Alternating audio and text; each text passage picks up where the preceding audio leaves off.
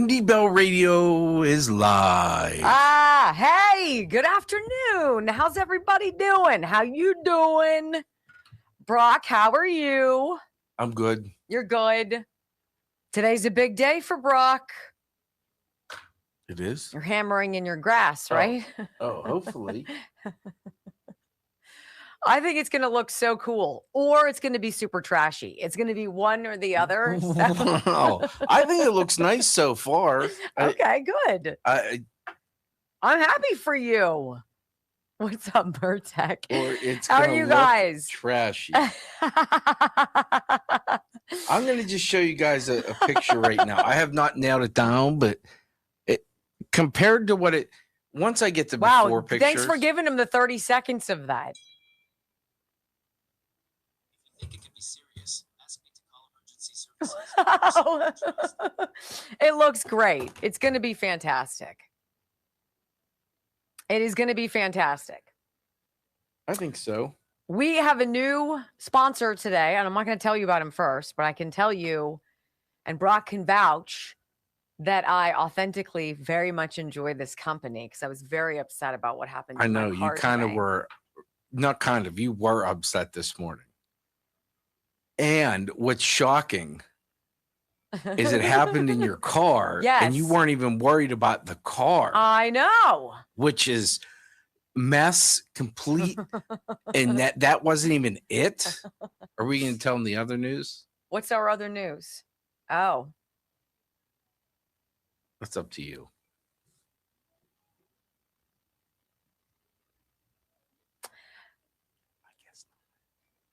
It's not been done yet. It's not like totally. Okay. I don't want to jerk him around, you know? Well, it's a verbal agreement. Correct? We're going to go back to 10. We're going to go to 10 a.m. starting August 17th. And we're picking up 23 radio stations. Live. And I'll tell you where they are, which is super exciting. All over West Virginia. All over West Virginia. We're going to be in Charlottesville, Virginia, Richmond, Virginia, Norfolk, Virginia. We're going to be in Atlanta, Philadelphia, Pittsburgh, Nashville, Morgantown, Mannington, West Virginia, Fairmont, West Virginia, Clarksburg, West Virginia. And it's going to be a lot. It's going to be in the radio world. This is huge for independence. 23 stations will be on Liberty Radio in Philadelphia, Pittsburgh News Talk, whatever that is. We'll figure that out. Nashville, The Flame, and WMLB in Atlanta. And I'm kind of like woozy about it. It's like bizarre. These opportunities, that's why it was it wasn't a hard decision, but it's a decision because these don't come along. Opportunities like these don't come along. And even though it's a time shift, you have to take the opportunity when it comes. To be on live on 23 stations is a pretty big deal. Yeah. We've been losing money on radio since we started for 5 years. I've been losing $3,000 a month for 5 years. Yeah. Seriously, that's what I pay to put up our signal on the satellite so other people can take it for free. This gives us the opportunity to really. We have no staff. Like, it's us. And so now things are changing. It's very exciting. And I've solicited none of it, which is really exciting. And it's because of you guys. I was just going to say. It's because they of see you guys. Yeah. They see the audience for Rumble and for the app, and they want in on it. That's totally you guys. Because if you don't buy in, nobody else does. I got your guys' messages about the Chef IQ, the 250th. I'll show you. This got kind of munched in the mail. Their promo code Wendy is not taking the requisite 40% off. I'm on it. It's very cool, by the way. It's super cool. This is the meat thermometer. Oh my God. That is cool. 250 instead of 1, 2, 3, 250. It is just the best company. Like, I love this company. They're like, Chef, I'm like, yes. Yes, I'll do that. Yes, I'll try that. Yes, yes, and yes. So once we get that fixed, I'll talk to you about this because I really think this 250th thing is a really cool thing to get before the 4th of July. Maybe somebody you know is having a birthday coming up or what have you. Celebrate. I love being here with you guys. Thank you. Thank you. You know, yesterday we were 7 on the leaderboard. We were number 1 for the least amount of thumbs downs. I already have one. What can even what happened that somebody's already given me a thumbs down? Really? 5, 4, 3, 2, 1. Welcome to your daily dose of facts to fight off the liberal gaslighting. You can be in the middle of a hurricane. You have sanctuary in the city of Chicago. Or you can be on a calm day. North is still north. You could be in a thunderstorm. I am angry. We are not going back. Not ever. North is still north. People can yell at me. The hell with the Supreme Court. We will defy them. North is still north. It doesn't change fundamental things. And in this business, right is still right, even if you stand by yourself. We don't get fooled again. No. Live across the fruited plain and from sea to shining sea, we are converting the Marxist left 1 hour at a time on the Wendy Bell radio program.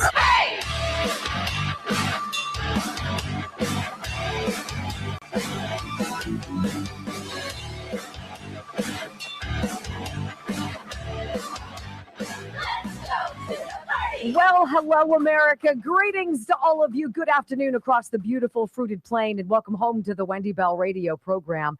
It's just never complicated here.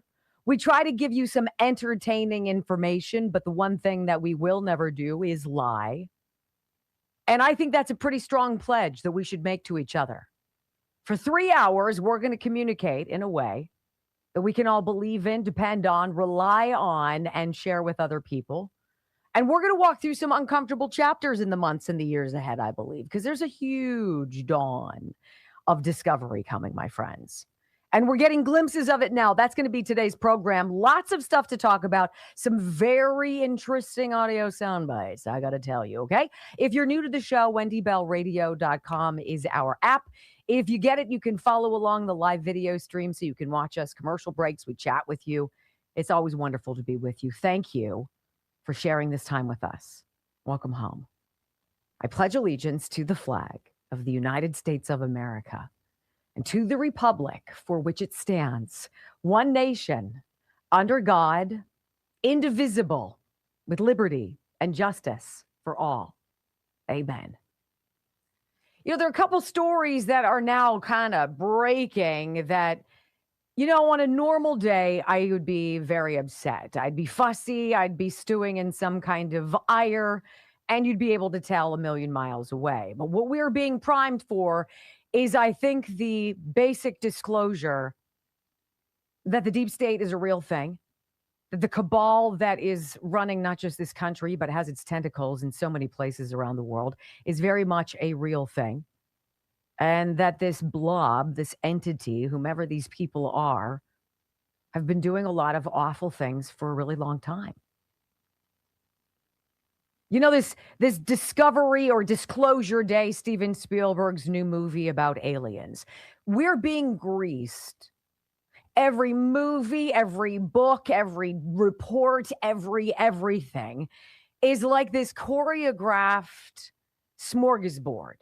And you and I have our cafeteria trays, and we're going down the line, and you're taking scoops of exactly what you're interested in.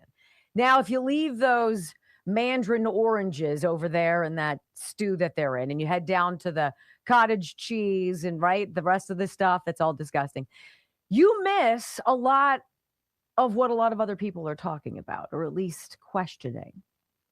And I believe soon all of our tables are just going to be overwhelmed with plates of different kinds of facts and food and things that have been hidden from us for a long time that I think a lot of us have been suspecting. I'm going to do something. I'm going to go out on a limb, okay? I'm going to tell you in advance. I have zero inside knowledge, absolutely none.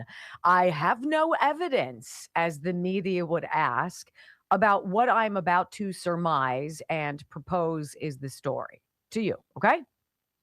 I'm at the gym today. The couple gals are talking about this Disclosure Day, this movie. They saw it yesterday. They're like, Wendy, you should really see it. I think it was very interesting. Opened your eyes to things. I guess one of the parts of the movie is we come to the understanding that there are hybrids. And these hybrids aren't robots. They are part human, part alien. I believe that. I believe that. I do not believe that this is some weird sci-fi fantasy.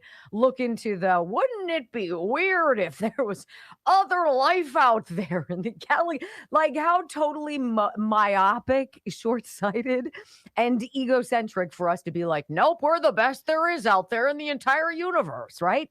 My suspicion is we're the idiots who are bringing up the rear.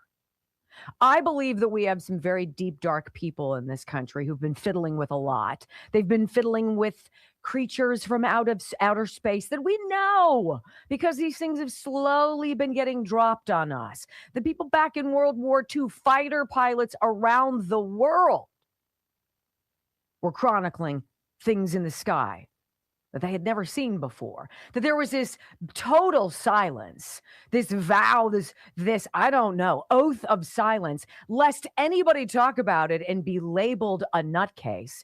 And then in my years, growing up in the 70s, I grew up with E.T., Close Encounters, right? How many various movies would follow after that? The entire Star Wars movie line, right? And I literally believe that there have been movie producers and directors who've been cherry-picked to be shared information with, and they go out and they produce these stories, these movies that, yes, are phenomenal blockbusters, but they're actually true. All to prime you, me, us, we, for what's coming. That we got a lot of really dark people among us. And they are afraid of being exposed because they are going to be.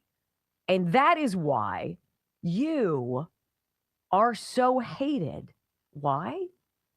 Because you gave rise to the idea that we didn't have to go down that path. Because you were awake. You didn't fall for it. You voted for Donald Trump multiple times, who I will go on the record and say, I do not believe with any fiber of my soul that that man is connected to this deep, dark state. I don't believe that he's involved in these weird experiments. I think he's keenly aware of all of it. And that you and I created him to come and basically save us. Now, you could say, oh my gosh, what the hell am I listening to? You're furiously reaching for the dial on the radio, but you're hooked because you know I'm not kidding you. I say this with complete sincerity. Honestly, how surprised would you be if all of a sudden the lights changed, we saw things through different lenses, and you saw that a couple of your neighbors who you've always thought were really freaking weird are these hybrid creatures? Would you? Would you really be flabbergasted? Because we've progressed past that. And so like you've got your cafeteria tray ready and you're going down the line to pick what you want, you don't want to bypass this story much longer because it will pass you by. And you need to be plugged in because you are the key to the future. You and what you teach your children, you and how you don't fall for the garbage that you're constantly fed. You, because you're critical thinkers who often think outside of the box and aren't completely impermeable to other ideas. There is a very dark underbelly.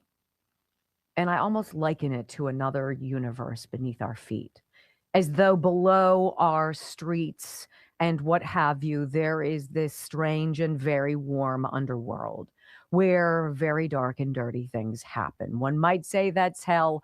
I don't liken it to that, but it is uncomfortable. And I think children are involved. And for that very reason, you and I need to be awake. We need to be open to the information that's coming because it's being dripped to us in a very steady fashion.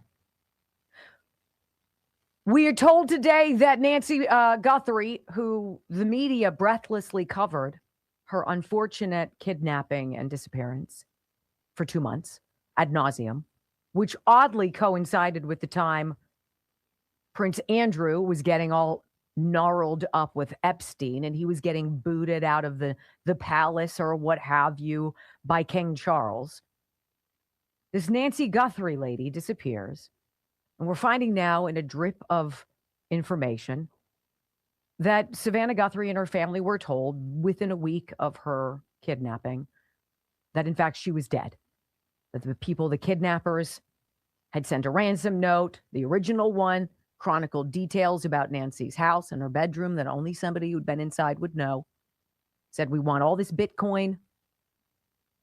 Make it happen or she dies. And then another note came that you and I did not know about that's now being exposed today that the Guthrie family did know about.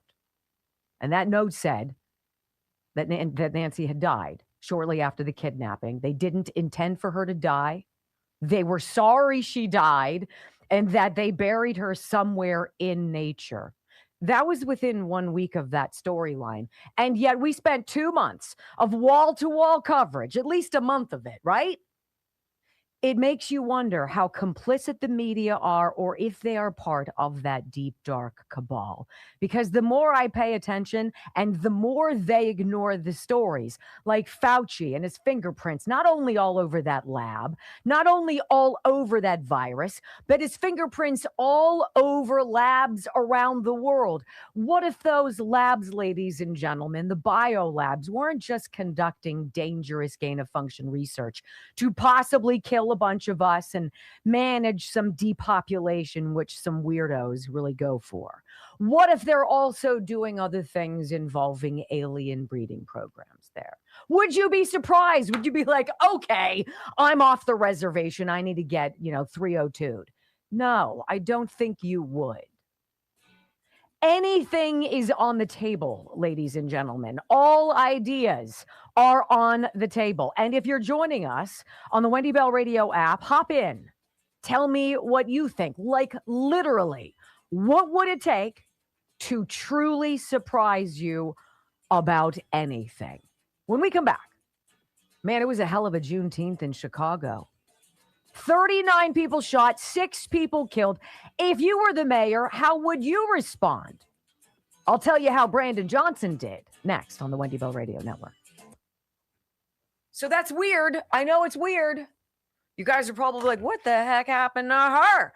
I'm just saying that all of these things that are so wild years ago, like the War of the Worlds, could you imagine?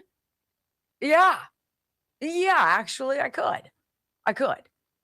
They've lied about everything. So now you have to believe the truth is on the table about all of it. And we have to be open to that. Okay, so here's what I'm going to do. Uh-oh. I'm not ready to do this, but I'm going to do it. I want to tell you about Casandrinos organic olive oil. I'm not going to tell you about why it's great. I'm not going to tell you that you can't get it in stores. I'm not going to tell you that it's all made from one family's olive grove. These magnificent trees where they get the olives, grow the olives, and the family cold presses them. That the bottles are made when you order them. It's not sitting on a shelf. I'm going to tell you that this is an absolutely delicious part of my family's diet. I started putting this on our food, in our salad dressings and other things about 2 weeks ago. Game changer. It spilled in the car and I was devastated. Devastated. Not because it just got oil all over my car, but because I lost some of it, which means I'm going to tell you about this. Today's going to be the first day. Casandrinos oil, okay? Casandrinos olive oil, and it's not sold in stores, so you have to go to casandrinos.com/Wendy. Read about it. I'm not even encouraging you to buy it. It's packed with like 900 polyphenols. It's got 55,000 five-star reviews. Holy If cow. you buy crap olive oil at the grocery store, you're doing yourself more harm than good. The benefits of real single source, one ingredient olive oil. Okay?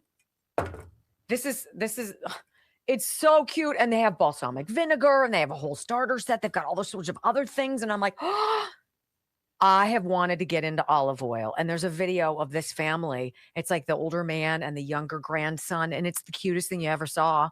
And I'm like, I love them, but I love this. So how do you spell it? Kasan, Casan, and then Drinos, Drinos. If you'd like to read about it or what have you. I know that there is a discount. I have no idea what it is. And I think it's probably with my name. Yes. Casandrinos.com/Wendy. I'm going to tell you more information in the days ahead, but I'm super geeked about these people. Yeah, links down below too. Super, super geeked about these people. You need to be taking care of yourself. Olive oil is a huge part of that. Whether you know it or not, I didn't, but now I do. Fascinating and delicious. I can't believe you were more worried about losing it than your car. I got out of the that car was like, mind damn blowing. it.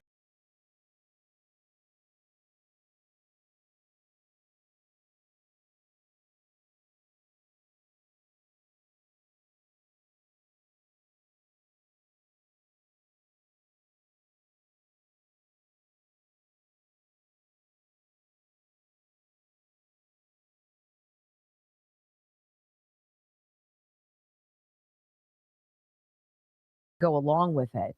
We've sure been lied to about a lot of things. And now we're in this weird conundrum where we're like wounded animals that have been kicked and beaten and we're cowering in the corner.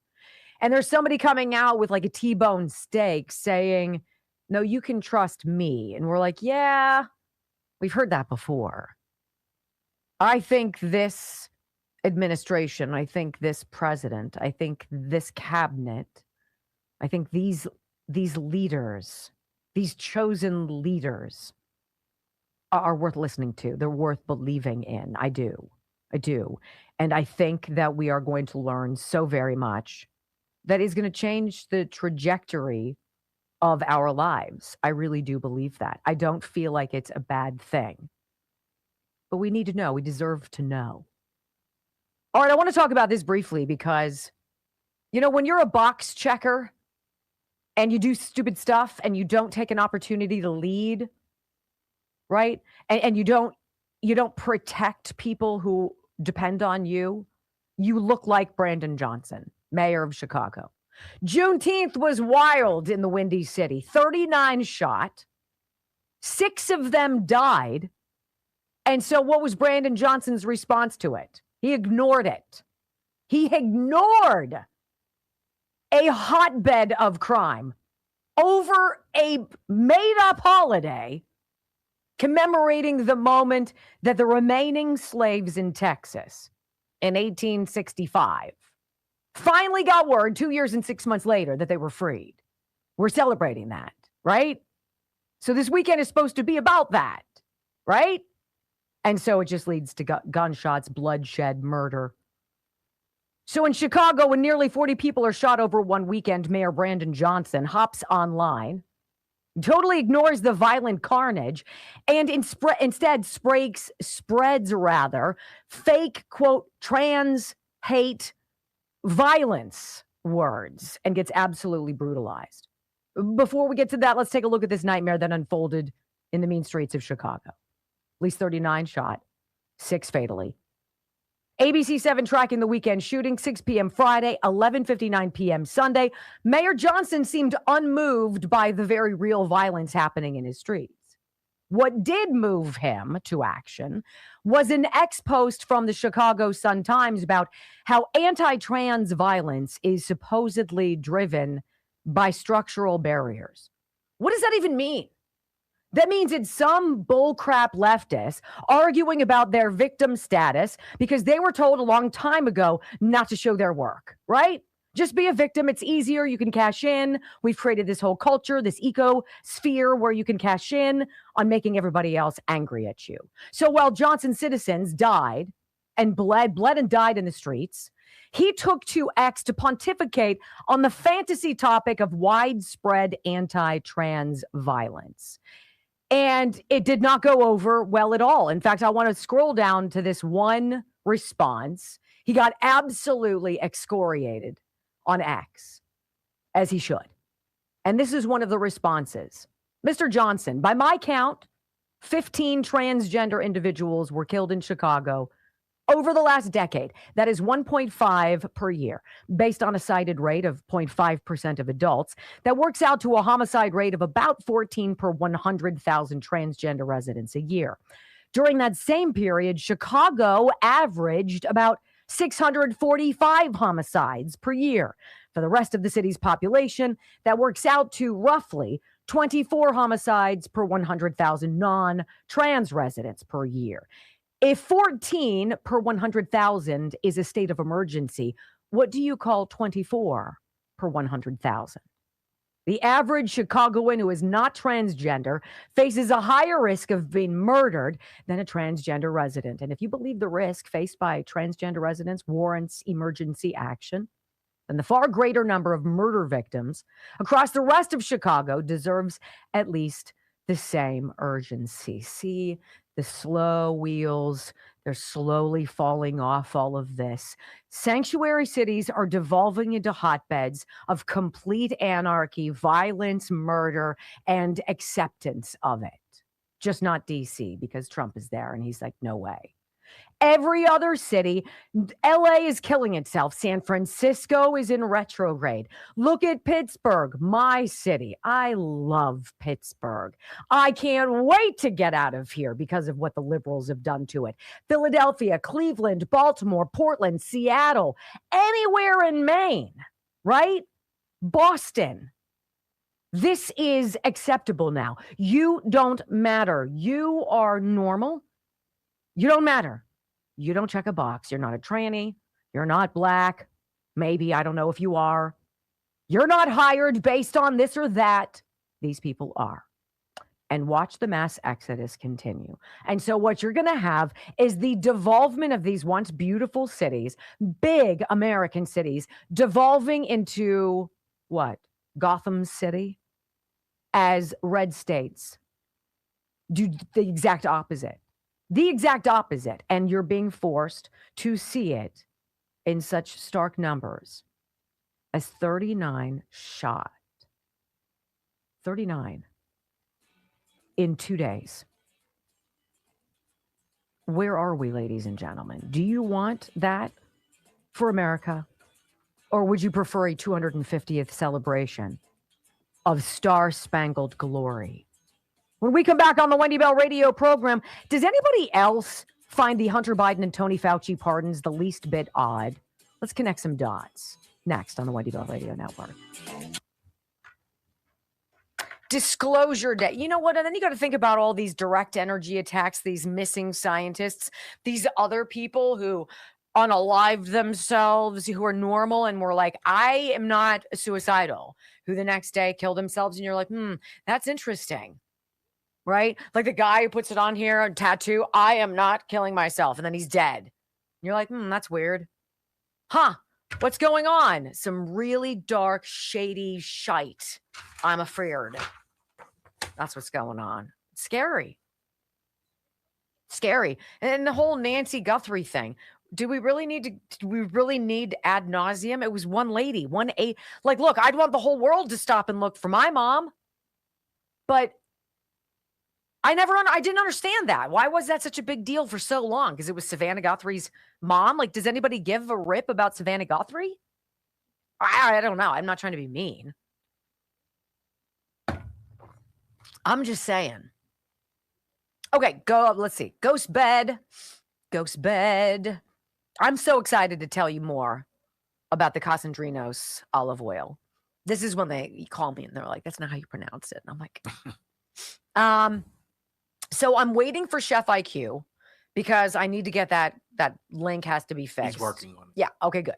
So hopefully soon we'll get that thing up. And then those of you who had wanted to get Chef IQ Sense, this is it. I'll just tell you all about it.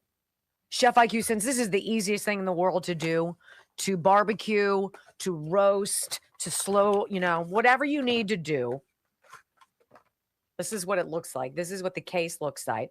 Stars and stripes all around the 250th. It's a 40% off code. They're working on that right now.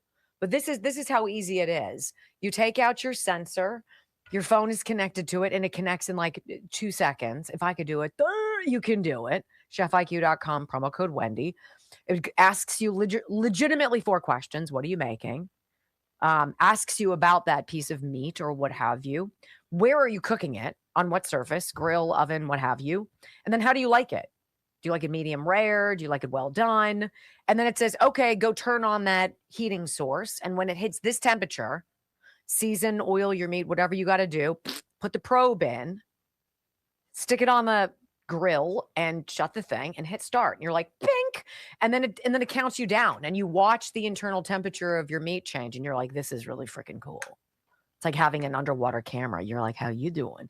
And bang, it's like, you know what? Almost time to flip your meat. So if you're inside and I'm like vacuuming, it's like, this is, oh, okay. And I go back outside and you flip it and then it counts down to the taking it off. And they're like, okay, time to take it off.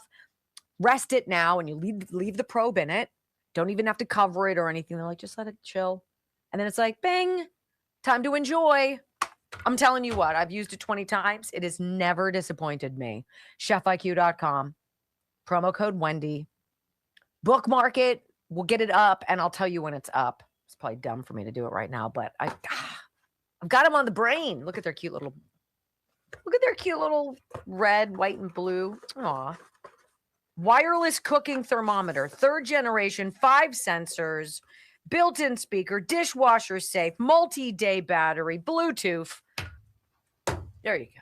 I think I just said Bluetooth. It's pretty nice. I know. I'll give it to you. I get it. I didn't say anything. I just said it's nice. Yes or no? You heard what I heard. Oh. Okay, Jeez. This is it. I'm sorry. Okay. New favorite thing at Tulip Blooms. Okay? You know how I talk about the velour massage oil. Okay? So nice on feet. How about the Epic Moisture Creamy Body Butter? That's this. Okay? This is what it looks like. So it has one of those little scoopy things, like you're going to the Baskin Robbins and you're eating out of a cup, one of those little spoony things, and you put it in your hand, and it looks like that, right? And you're like, oh, kind of whatever. And then you,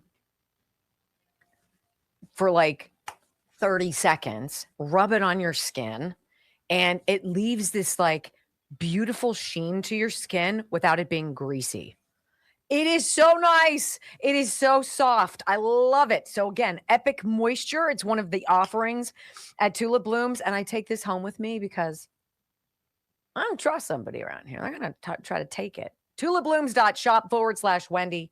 I was never really big into body butter, but now I'm like, how are you doing? And it smells super pleasant. It's not perfumey. It smells like you just went to a spa and got a massage, and somebody that, you know how they put the nice like eucalyptus and other things on you, and you're like, yes, that's this. I love it. 10% off. tulipblooms.shop/Wendy. Somebody in your life needs a gift. And if somebody in your life needs something and they've never taken care of their skin, bada bang, you're welcome. So great.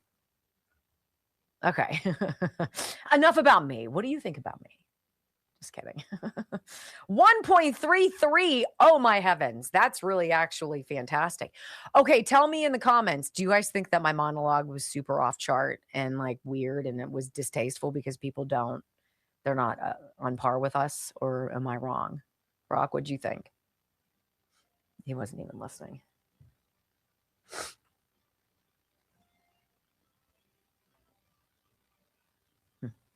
This is oh, there you are. Hello. What? Oh.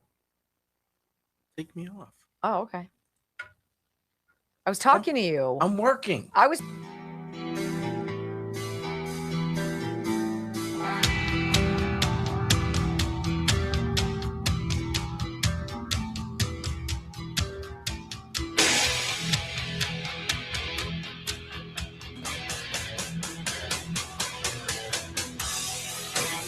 Yeah, this is one of those stories that I think you need a little drums for, right?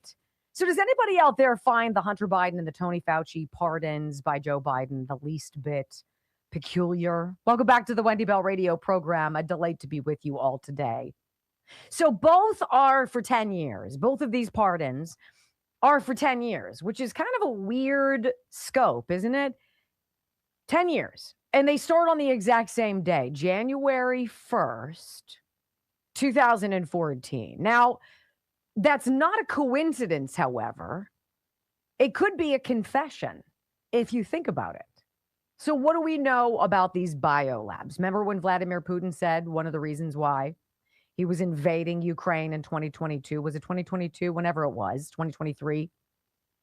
He wanted the denazification of Ukraine, and he also wanted to know what the bejeebers was going on with those biolabs on the Russian border. He's like, look, we're downwind of whatever the heck it is that you guys are doing over there, and I don't trust you. And then everybody's like, Putin, he's a bad guy. I don't know if he's a bad guy or not, but he sure brought my mind to something. I was like, what's going on with these biolabs? And then we heard Victoria Nuland, remember her? When everybody was like, there's no biolabs. We're not doing any biolabs. She's like, oh, yeah, we have biolabs. We got like 120 biolabs. And everyone's like, what? Okay, so there's 120 secret, not so secret anymore, U.S.-funded biolabs in 30 different countries. And 40 of those biolabs, a full third of them, almost, yes, third of them, are in Ukraine. That's so weird. So weird. What's going on with Ukraine? Biolabs, U.S. funded. That's your money. Those biolabs were among Putin's reason for invading Ukraine. The cover up of where COVID really came from. Is that what that was? Is this what is going on? Was the whole Wuhan thing a foreseeable accident, or did the deep state build, in fact, this machinery to make sure that it happened? Either way you go on that road, whichever exit you choose, neither of them looks like they take us to a fantastic destination. Both end up at the deep state. But it's interesting. So what did Barack Obama do in 2014 that set this chain of events in motion? Well, it was October of 2014 when Obama banned the dangerous gain-of-function research after this USA Today article entitled CDC Bioterror Labs Cited for Security Flaws in Audits. That USA Today article, which, by the way, you can't find anywhere, it's like evaporated black hole, exposed this willy-nilly kind of security practices in our nation's labs. I mean, anthrax, H1N1, smallpox, they were all found in vials, unsecured in American-run labs. So Obama reacted to that, and he just shipped all of the dangerous gain-of-function research overseas, all of the experiments. Now, if you're a fan of Promethean action, I am. These two ladies who are awful television and fantastic information, one of them is named Barbara Boyd. And she does a very interesting job of taking us back to that 2014, which was a very big year for Tony Fauci, and explains the beginning of why a 10-year pardon was so important to the good doctor. Here's Barbara Boyd. Two more things happened in 2014, and that's where our story gets really interesting. First, Tony Fauci handed a big NIH grant to a group called Eco Health Alliance to study bat coronaviruses at the Wuhan Institute of Virology in China. And at almost the exact same moment, the Obama and MI6-backed Maidan coup in Ukraine happened. The intent? Prepare Ukraine for a war with Russia. Coincidence? You're about to see that it wasn't. EcoHealth is run by a British scientist named Peter Daszak. Daszak also sat inside a program called PREDICT, run out of UC Davis, funded by USAID. And PREDICT had a partner company you need to know about. It's called MetaBiota. MetaBiota had already been thrown out of its work in China and had caused a scandal in Sierra Leone for shockingly lax safety during the Ebola outbreak. So watch this swap. EcoHealth replaced MetaBiota in China, and then MetaBiota went to Ukraine. Interesting. EcoHealth got a monster grant from Tony Fauci, just as the Obama-led Maidan coup in Ukraine was unraveling the country's then president, Viktor Yanukovych, who fled Kyiv, right? Then Russia invaded Crimea, and the rest is history. So Peter Daszak worked on this project called PREDICT. Barbara Boyd mentioned that. And PREDICT was allegedly for some global surveillance of pathogen spillover from the animal world to humans. It was done out of UC Davis. Spillover, animal, human. Sounds so familiar, doesn't it? Well, they had a partner company called MetaBiota, which had been thrown out of China for unsafe work. So EcoHealth had bungled this response to Ebola in Sierra Leone. The two companies swap positions, as she said. EcoHealth replacing MetaBiota in China, MetaBiota going to Ukraine.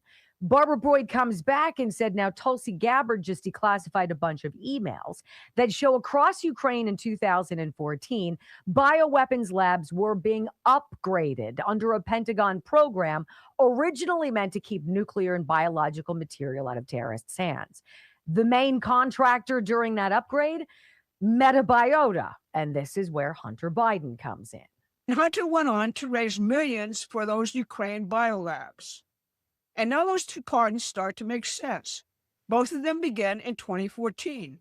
Hunter's runs through January 2014 to January 2024. Fauci's runs from January 2014 right up to the minute Donald Trump was sworn in. Ask yourself, if none of this was a crime, why does the protection start the exact year the network was born? So now you've got the machine. Fauci, Daszak, MetaBiota, Wuhan, Ukraine, all of it wired together by Pentagon money and Obama's 2014 operations. And here's where it turns criminal. When the machine produced the worst pandemic in a century, the same man who built it was handed control of the investigation into how it started. Gabbard's Thursday releases do two things at once. They point to a lab origin for the virus, and they document Fauci's cover-up of it.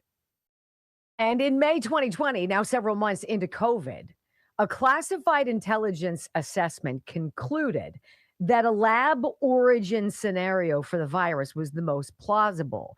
And they pinpointed exactly what lab. Interesting. Their finding, the Wuhan lab fit every single criterion for an accidental release of an engineered coronavirus capable of infecting human beings. Now, the document is heavily redacted, and it points to a separate classified CIA analysis. Remember, it had already been reported that intercepts and satellite imagery caught unusual activity at Wuhan health activities as early as November 2019, and that lab workers had fallen ill. And so now investigators uncover a 2018 proposal that Peter Daszak had sent to U.S. defense contractor DARPA. You guys have heard that name, DARPA. And it outlined engineering a virus pretty much exactly the way COVID swept across the world. DARPA said no to the proposal, so Daszak had the risky research moved to Wuhan with Fauci's grant money that he lied about, where lax security protocols were well known. Now, the picture that emerges is hard to escape. A foreseeable leak of an engineered virus from Fauci's own contractor. And that's when Fauci buddied up to the intelligence community to push that natural origins theory and perjured himself twice in front of Congress. Listen. Here's what Fauci did next. The bulk of these disclosures show him brought into the Biden administration's COVID origins analysis investigation as the lead expert. He had extended conversations with Biden's CIA and DNI, telling them who to call, what to cite, all of it steering toward natural origin and away from the lab. When whistleblowers flagged the obvious conflict of interest, their complaints were buried. One of those buried complaints that Fauci had lied to Congress when he swore NIH never funded gain-of-function work at Wuhan. And the documents prove he lied to Congress a second time in 2024. Congressman Wenstrup asked Fauci flat out at this hearing whether he's ever discussed viruses with U.S. intelligence. But did you at any time talk to concerning viral research of any kind? Again, I say that at the time that there was concern about the fact that Al-Qaeda may have been using or potentially using bioweapons, we had discussions with intelligence agencies about that possibility. But not as related to, say, COVID-19. Not to my knowledge about COVID. So the man who built the network ran the cover-up and lied about it twice under oath. What was it all for? What was it all about? 40 labs in Ukraine alone working on dangerous pathogens, a virus that would go on to kill millions. It wasn't an accident. It was a program, but what for?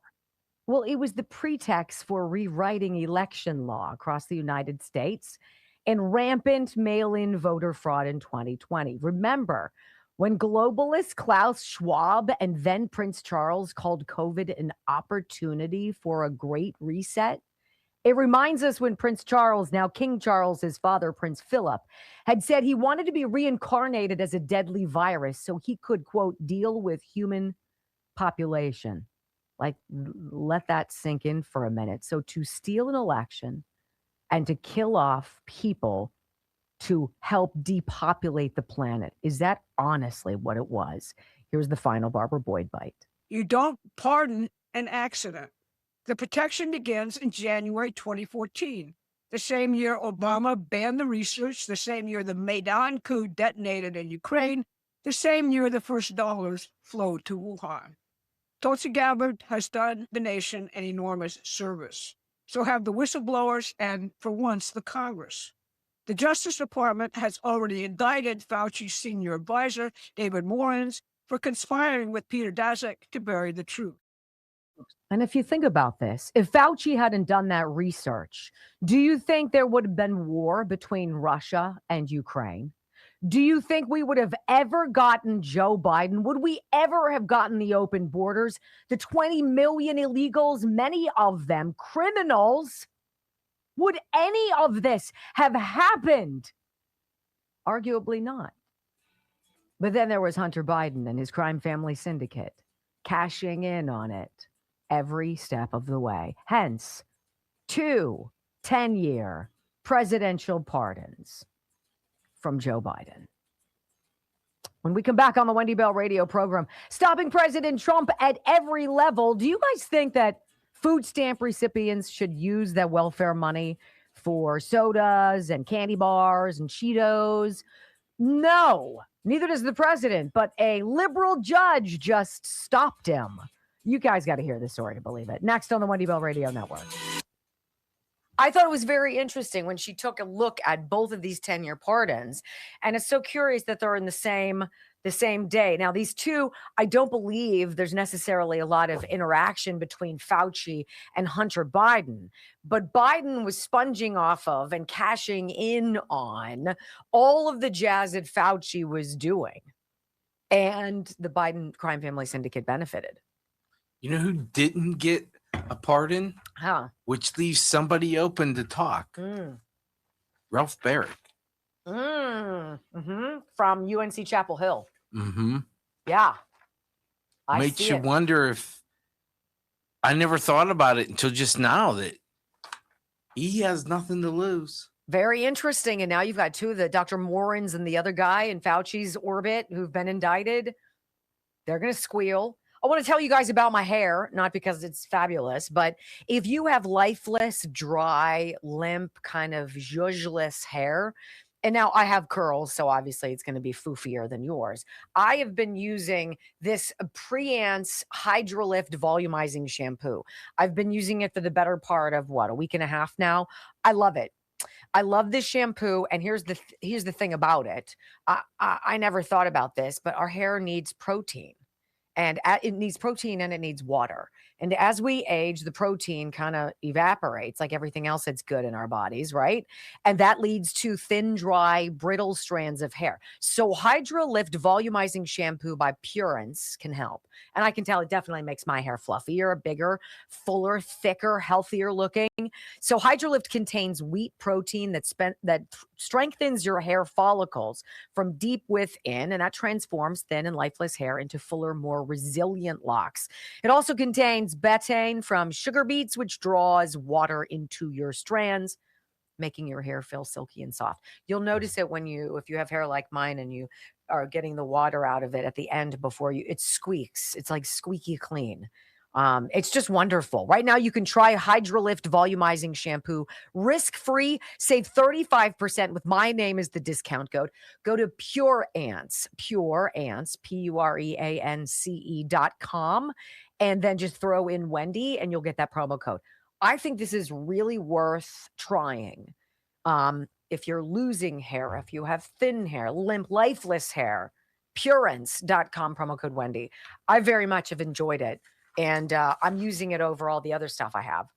So someone asked about the promo code for the olive oil. I don't believe there is one for the olive oil. No, not that I have seen. Yeah. Not that I have seen. /Wendy. Yeah, I believe that's what it is. Let me see.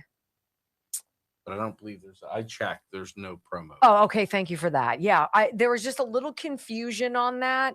And I don't think that that's something that I think you're really going to enjoy this, that the oil is bottled per order to me, and every single batch is quality tested. This family is like, this family, it's hard. It's a passion. It is a family legacy, and they take it extraordinarily proudly. And I think it's fantastic. Fantastic. Like I love Caesar salads. They're so bad for you. What salad? But Caesar salads, but when you make them with organic olive oil of this quality, you're okay having the oil in your system. It's so pure, 900 polyphenols, like what? And the flavor is like, So, but I also like anchovies in mine. So no leftovers. Who likes anchovies? Lots of garlic. A little splash of vinegar. How you doing? Some Dijon mustard, an egg yolk, Parmesan, salt and pepper.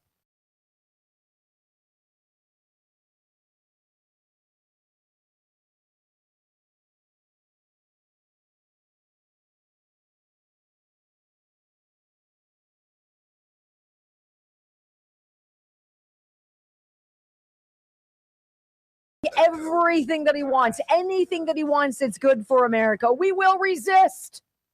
We want to lower taxes. Damn it, we want to pay more. Right? I mean, it's that stupid. This is where we are. Welcome back to the Wendy Bell radio program. On the scale of derangement, some people are topping off here. Got a couple judges doing some weird stuff. So do you think America's SNAP recipients should be able to use food stamps to buy a bunch of junk food? No. Right? What do you see? Bread, milk, eggs, nutrition, what? Maybe some ground meat, fruits and vegetables. Can we get that? Can we get back into eating good food again? Well, that's what the president wanted. I want to read this to you because this is a huge part of RFK Jr.'s MAHA agenda, make America healthy again. So this Biden judge strikes down these changes, these SNAP limitations on soda, candy, and like chips. And you're like, what? A federal judge has struck down a series of state pilot programs designed to restrict the use of SNAP benefits for the purchase of certain foods. Supplemental nutrition assistance is not Snickers and Skittles, right? Well, wrong, according to U.S. District Judge Amy Berman Jackson, who ruled yesterday that Agriculture Secretary Brooke Rollins exceeded her authority when she approved requests from several states to limit what SNAP recipients could buy with federal food assistance benefits. Look, all of us out here in Rioville who've never been on food assistance can see the ecosystem is ripe for fraud.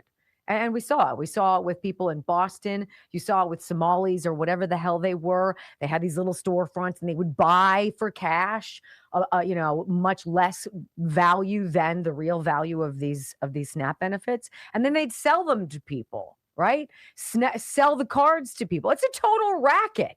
So we've got one judge who's like, yeah, well, you know what? I don't really like how you apply to change the rules. So I'm going to say no.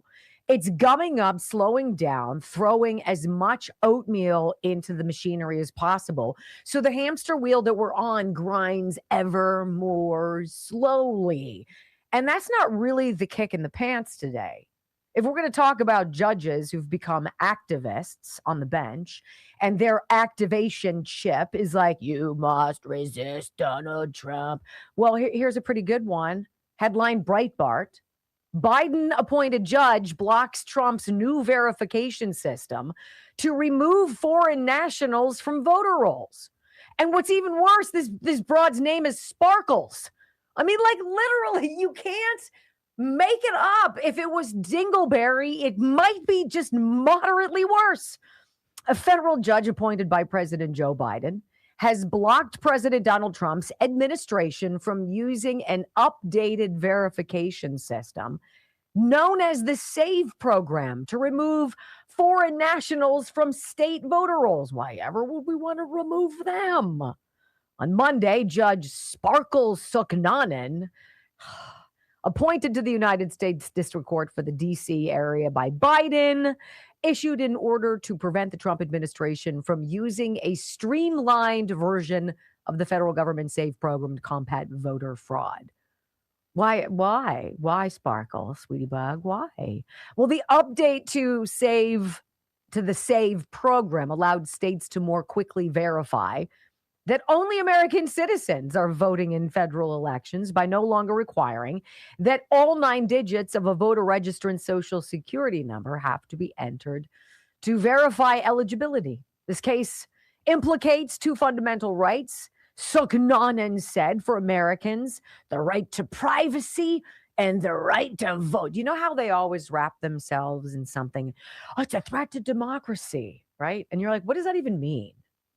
What does that mean? As you're wrapping yourself in the Constitution or putting on your little flag lapel pin, think, okay, I'm a good American now. Threats to privacy and the right to vote. Well, you have a right to vote if you're an American citizen.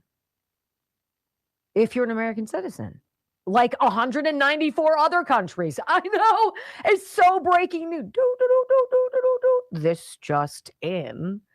Common sense Americans don't want fraud to decide yet another election, because the last time they did that, we got Joe freaking Biden. Right? Okay, but have you guys seen what's going on with Ro Khanna? This is a very interesting story, you guys. So Ro Khanna is sort of he's sort of a nothing congressman. Is he California? He's a California congressman. And he worked with Thomas Massey, to force Trump's hand in all of this on the Epstein files disclosure.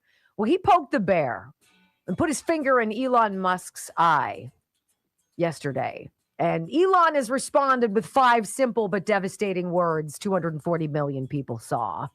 And it's beautiful. I'll tell you the real story of what's going on next on the Wendy Bell Radio Network. You can't just come out and say that one person is going to be responsible for the death of millions of other people. Where's your evidence? Chuck Juice. I don't know if we talked about Chuck Juice yesterday, did we? I'm kind of thinking about it, and I'm like, I don't know. I don't know about that. Okay, so Chuck Juice, Chuck Defense. So we were I don't know. I know it's stupid. We all die. It's part of it. But Chuck Norris, it just wasn't on my bingo card when he passed away last year. And we lost contact with his company, Morning Kick. Morning Kick. And do you have it in there? Because I think you took both of them. So I don't want to share it. Well, you can hold it up. So this is a way to jumpstart your day. And I'm not just saying for men, but I'm saying for men, you might want to jump your day with a little Morning Kick from Roundhouse Provisions. This is what Chuck Norris invented. Do you guys see how his color on his camera is so bad? Okay. It is. I think you need to do some kind of an adjustment, like figure out it's not your lighting. It's you look like you're underwater. Anyway, so let me say this while she's ranting and raving about that. Do not sleep on the watermelon mint. That's all I'm gonna say. What do you mean? Because I would have never ordered it. Oh, I thought you said don't take it and go to bed. No, don't sleep on it. Like don't avoid it. Don't. Did everybody else need a decoder ring on that one? Love them. Order it. Wow. The strawberry lemonade's good. ChuckDefense.com/Wendy. He's Really giving good. you a discount, I think. Let me see. It is really good. 37% off right now. Full 90-day money-back guarantee. So this is what they wanted me to say. Chuck spent years researching why actually he had such great longevity, how he had such great stamina and everything. And he put it in a video that's still out there. And honestly, once you watch it, it all makes sense to you.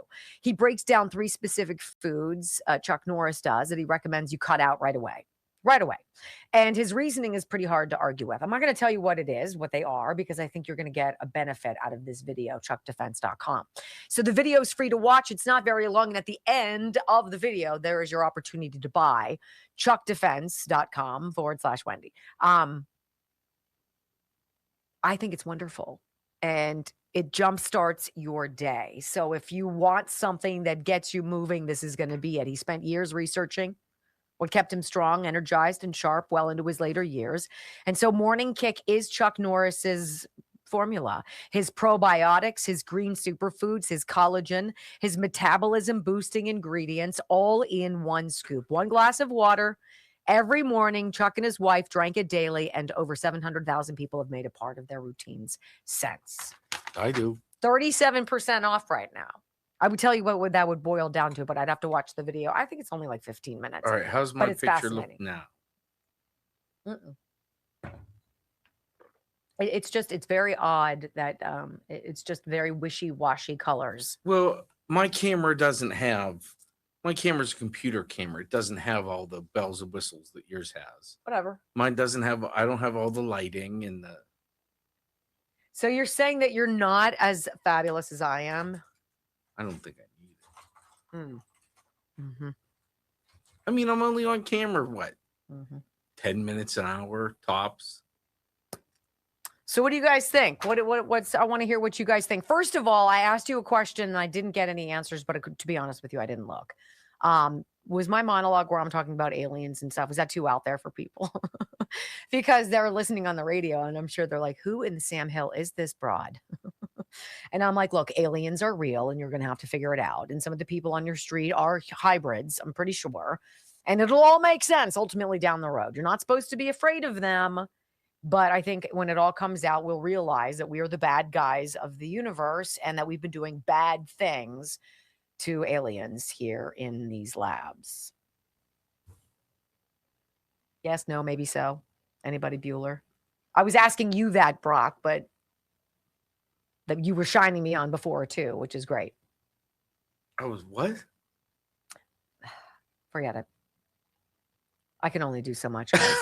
It's not worth it to me right now. It's just you still think aliens are demons. Leah says that. Okay. All right. Everyone needs to get their head out of the sand, says Sindra. I see you. Sparkles. Denise says Sparkles is the name of my dog. She's a poodle, a terrier poodle mix, but you said terror poodle mix. Yeah. Also, dog. Who names their kids Spark? Leah admits that your coloring is washed out. No Thank one you. cares. Thank you, Leah. Yes, I do actually. Well, whatever. I don't have a camera, special camera. Fuzzy. So there's that. When will Strippers don't even name their kids Sparkles. All right. It's Sparkle. I don't think I give it Sparkles. Oh, I think because she that could be- makes a huge difference. It's true. It's just ridiculous. It's like you said, you couldn't make it up. Like if her name was, I don't know, what's a stripper name? I don't know. Poppy Paul Revere. That was the name of my first animal, and that was the street I lived on. That's how you're supposed to do. That's your porn name, your first animal, and then your street that you grew up on. Oh, mine would So be. what would you be? What was your first dog or first animal's name? Patches. Patches what? It's like Robinson or something like that. I would go by one name, like Madonna. No. What's the street that you grew up on? Old Little Creek. Okay, that's mine. That's not. Yeah, right. So Peaches, Peaches, Candy. Here we go. Well, there's a Tinsel. Peaches, Candy. Tinsel. My dog Ush. Let's go. That's why I give my dog. Give cool me your names. porn name. I need your porn name here on the comments. Wow. It's the street. It's your first pet. Right off the hill. It's your first pet and the street you grew up on. Come on, who's gonna win? Now, if I went first pet of my own, Date changes. it'd be Coltrane. The time change for us is going to come August 17th. We're going to switch from noon to 3 to 10 to 1. And that's to take 23 stations live that will take us live. So we're excited. And I appreciate you guys more.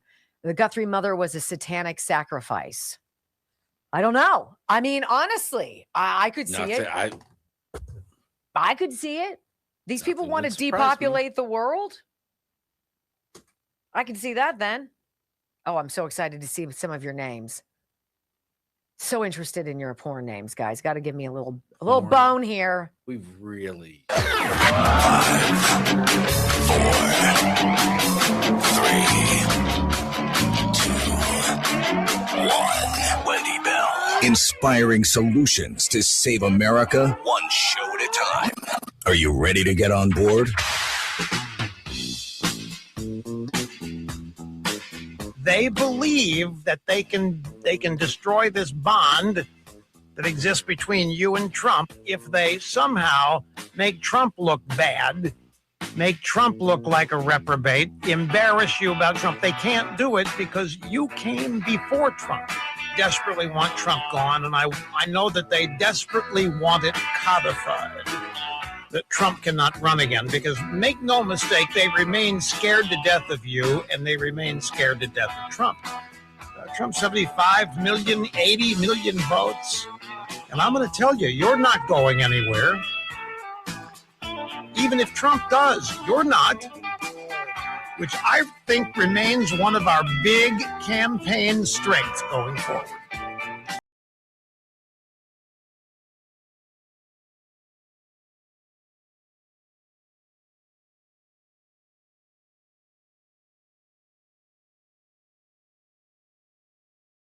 Radio from Make America Great Again.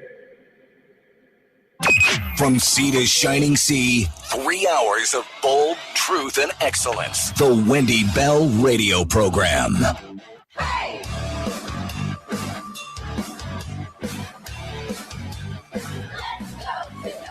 Well, welcome back to the Wendy Bell Radio Program. Common sense, conservative values delivered by a mom. And the second hour here is live and on the clock. Great to be with you. You know, Ro Khanna is a congressman from California, and he kind of stepped in it. He kind of walked right into a terrific poo pie, and I think he kind of likes it. I think he wants it. I think this is what's going on. He needs some relevance. We're going to see a lot of people on the left, I believe. We're going to try to get their hats in the ring to get paid attention to by this progressive, wacko, hijacked base of the Democrat Party. And so Roe is throwing his hat in the ring, I think. Here's the headline from the New York Post, if you guys didn't see what happened.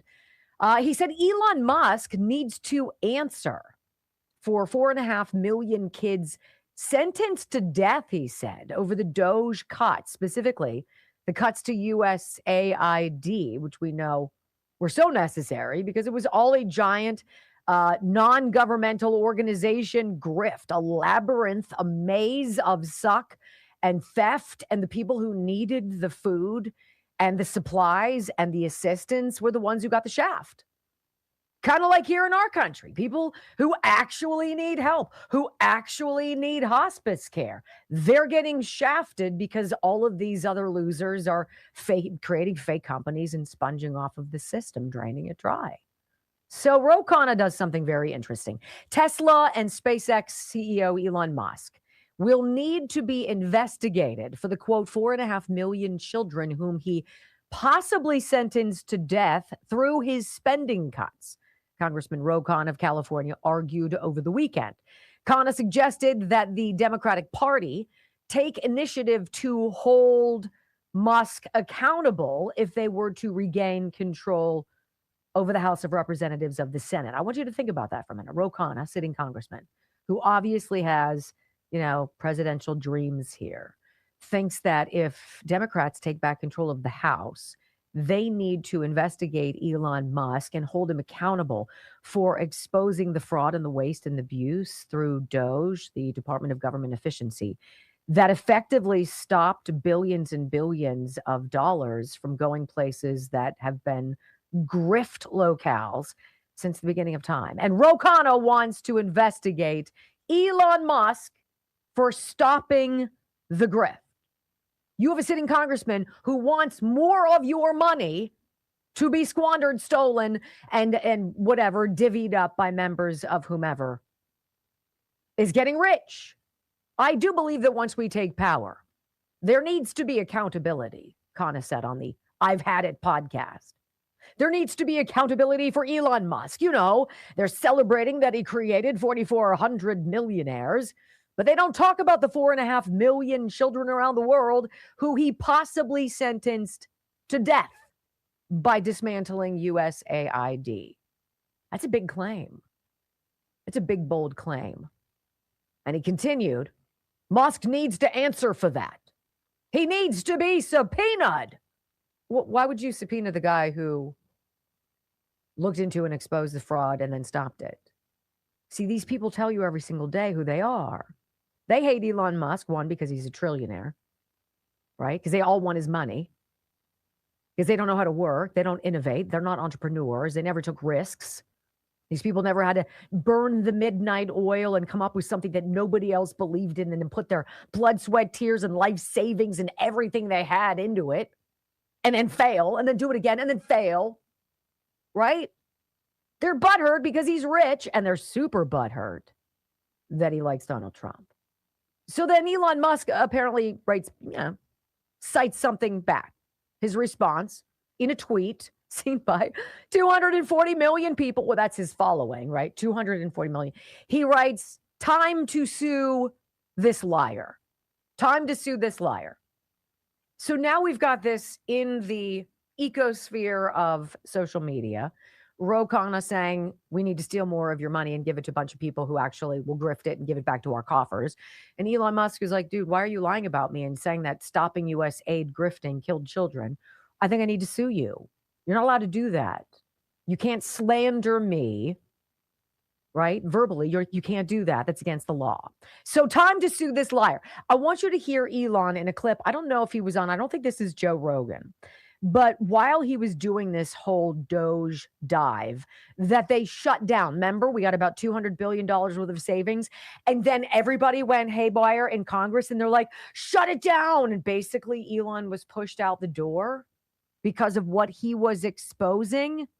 He calls out in this particular audio clip just the obscene difficulty of cutting funding from federal projects that are clearly fraudulent. And then the sympathetic campaigns like Ro Khanna's trying to create, he's killing millions of children, that happen afterwards. It's a very sage 20 seconds. Listen. If you cut off payments to fraudsters, they immediately come up with the most sympathetic sounding reasons to continue the payment. They don't say, please keep the fraud going. They say, they're like, you're killing baby pandas. And we're like, meanwhile, there's no baby pandas are dying. They're just making it up. That's exactly right. Everything's got to have some sob story. This is why the left is basically rooted. The only thing they have besides their sanctimonious do-goodery of idiocy is it's feelings. Everything is completely steeped in feelings, and it's doing the right thing. I'm going to do the right thing. You're not doing the right thing. Shame on you. If only you could be like I am. I'm a good person. And you're like, no, you're certifiable is what you are. So then Elon just says, basically, it's time to sue this liar. To which Ro Khanna is like, haha, I've got his attention. I now have the world's richest man who's also the world's most popular on social media, if I'm not mistaken. Like, I don't know who's got more than 240 million followers just on X. But then Ro comes out and he has a little video where he says, I'm a victim, but I'll totally take this free advertising by poking the world's richest man who also happens to have a monster social media presence because I'm going to be running for president. He doesn't say that, but that's what he's saying. Listen. Today, Elon Musk threatened to sue me and he called on the Justice Department to put me in prison. That's right. The world's richest person has spent all day tweeting going after me. Why? Because I cited an academic study that his Doge cuts may lead to the deaths of millions of children overseas. You know, Elon, I thought you were a free speech guy.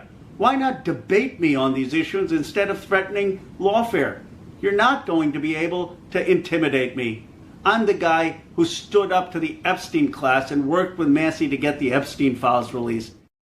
Look at him, Juicy. What he's doing, he's putting it all out there. He's launched his own Chinese spy balloons. He's cruising over the progressive landscape. Is anybody seeing me? I'm a viable candidate for president because Gavin Newsom's imploding with his wife and her shenanigans. Look at me. And then he says, debate me, Elon Musk, who spent all day obsessing about me. No, Elon wrote 5 words and then you took the ball with it and ran with it. Why not debate me? I don't have to debate you, Ro, if I'm Elon Musk. So Ro Khanna cites some data in a journal entry in the Lancet. This is the same publication, by the way, that has received what? The Bill and Melinda Gates Foundation in 1998 through 2007 gave medical journals like the Lancet over $9 billion. Do you think perhaps these publications might be even slightly compromised? Elon Musk killed he's going to have 4.5 million kids because he stopped the fraud and the abuse. So Ro Khanna comes back and he's like, seriously, pay attention to me, America. I'm your new progressive darling. I mean, he doesn't, but he does. Listen. I'm the guy who stood up against AIPAC and called out a genocide. And I'm the guy who stood up to billionaires in my district who ran someone against me and still called for a wealth tax. So I'm not going to be intimidated or silenced. I need your help. I need the help of folks to sign this petition and help me stand up to power and fight for truth and justice. Stand up to power and fight for truth and justice. And oh, by the way, I need some fundraising if I'm going to seriously launch this bid to be the presidential nominee for my soccer party. And that means I'm going to use this like I'm a victim, but I really need some donations from you because dang it, US aid isn't working anymore. And Act Blue, it's really not working as well as it used to. Help me out, won't you? You see it? You see it? Purposeful, desperate, poking a guy who doesn't give a fat rip about you, Ro Khanna. I can tell you one thing for sure. Elon Musk is most assuredly not obsessing about you. Period. When we come back on the Wendy Bell Radio, this was quick. I don't know if I was expecting it this fast. After drawing embarrassing attention to a double standard within Major League Baseball, players who don't want to wear the rainbow on their stuff and want to write Bible stuff instead, well, you can. You don't say. Next on the Wendy Bell Radio Network. Ro Khanna. Very interesting. Very interesting. Can I go? Yes, you can. I will talk about some other things. I will tell you guys, let me see, Blood Flow 7. I want to tell you about bloodflow7.com/Wendy. If any time in the last several weeks, maybe even a month, you did something that involved physical exercise and you had to take a seat, you felt like you were bushed. You're like, woo, I need to sit down. And you're like, that's weird. I don't normally have to sit down. I normally can do this stuff. Let me just ask you to try one thing for me. It's about $30 for a month. So about $1 a day. All right. And I just want to tell you that this changes everything. It did for me. It changed how long I can exercise, how hard I can exercise, the number of reps, the weight I can press, the distance I can walk, the incline I can go up without needing an AED in the middle of the woods. This is it, bloodflow7.com. I don't lie to you. I don't need to sell them. I don't need their money. I get to pick who I like. And I like good people. And this is a good product. This is a really good product. It opens your blood vessels so that more blood can flow. Literally, that's the secret sauce. And it changes everything. Bloodflow7.com/Wendy. 30% off everything on the site, which is just like, I love them. Love them. Okay. I did my tulip blooms. So the most recent thing, or the next thing I want to do, we're going to try to get them to do it. I don't know what it takes to mint a coin, like to build the thing, but I'd love to get, wouldn't it be fun if we could get like this on here? Right. So Texas Bullion is giving people who open gold back IRAs and other things with them, saving for the future, these coins that I sign, right? But we want them to, right? Don't you think that would be cool? Or I wonder if they could even do one that would have the picture of you and Trump and me. Wouldn't that be kind of neat? Yeah. Wow, you're such a stunning conversationalist today. Well, It's just I just sat down. Okay. And I'm checking something. Okay. Anywho, let me see what some of your porn names are. I know, right? Cookie Vebon. Cookie. Peter Plenty. Honey Hansen. Coquet Okay. Whitehall. The 250 3-prong is now working. Promo code is now working. Chef IQ. It takes $80 off the cost of it. Yeah, I think this thing's, yeah. It takes it from 200 to 120. Wow. It's pretty cool. It's awesome. So it's the 250 Chef IQ. Let me put that promo code up again. ChefIQ.com, promo code Wendy, 40% off. It's up. And thank you to Alan for flagging me on the comments. Thank you for those of you saying that you had problems. I'm sorry if I don't see you, but I ultimately do. You're going to love this. It's going to change how you cook. It just is. It just is. And it's just, I mean, honestly, think about the products we have. We've got the greatest freaking lineup. Greatest lineup. Chicky Pen. That's a pretty good one. What's yours again? Poppy Paul Revere. I'm calling you Poppy for now. Poppy Paul Revere. Your new Dusty name is Quail.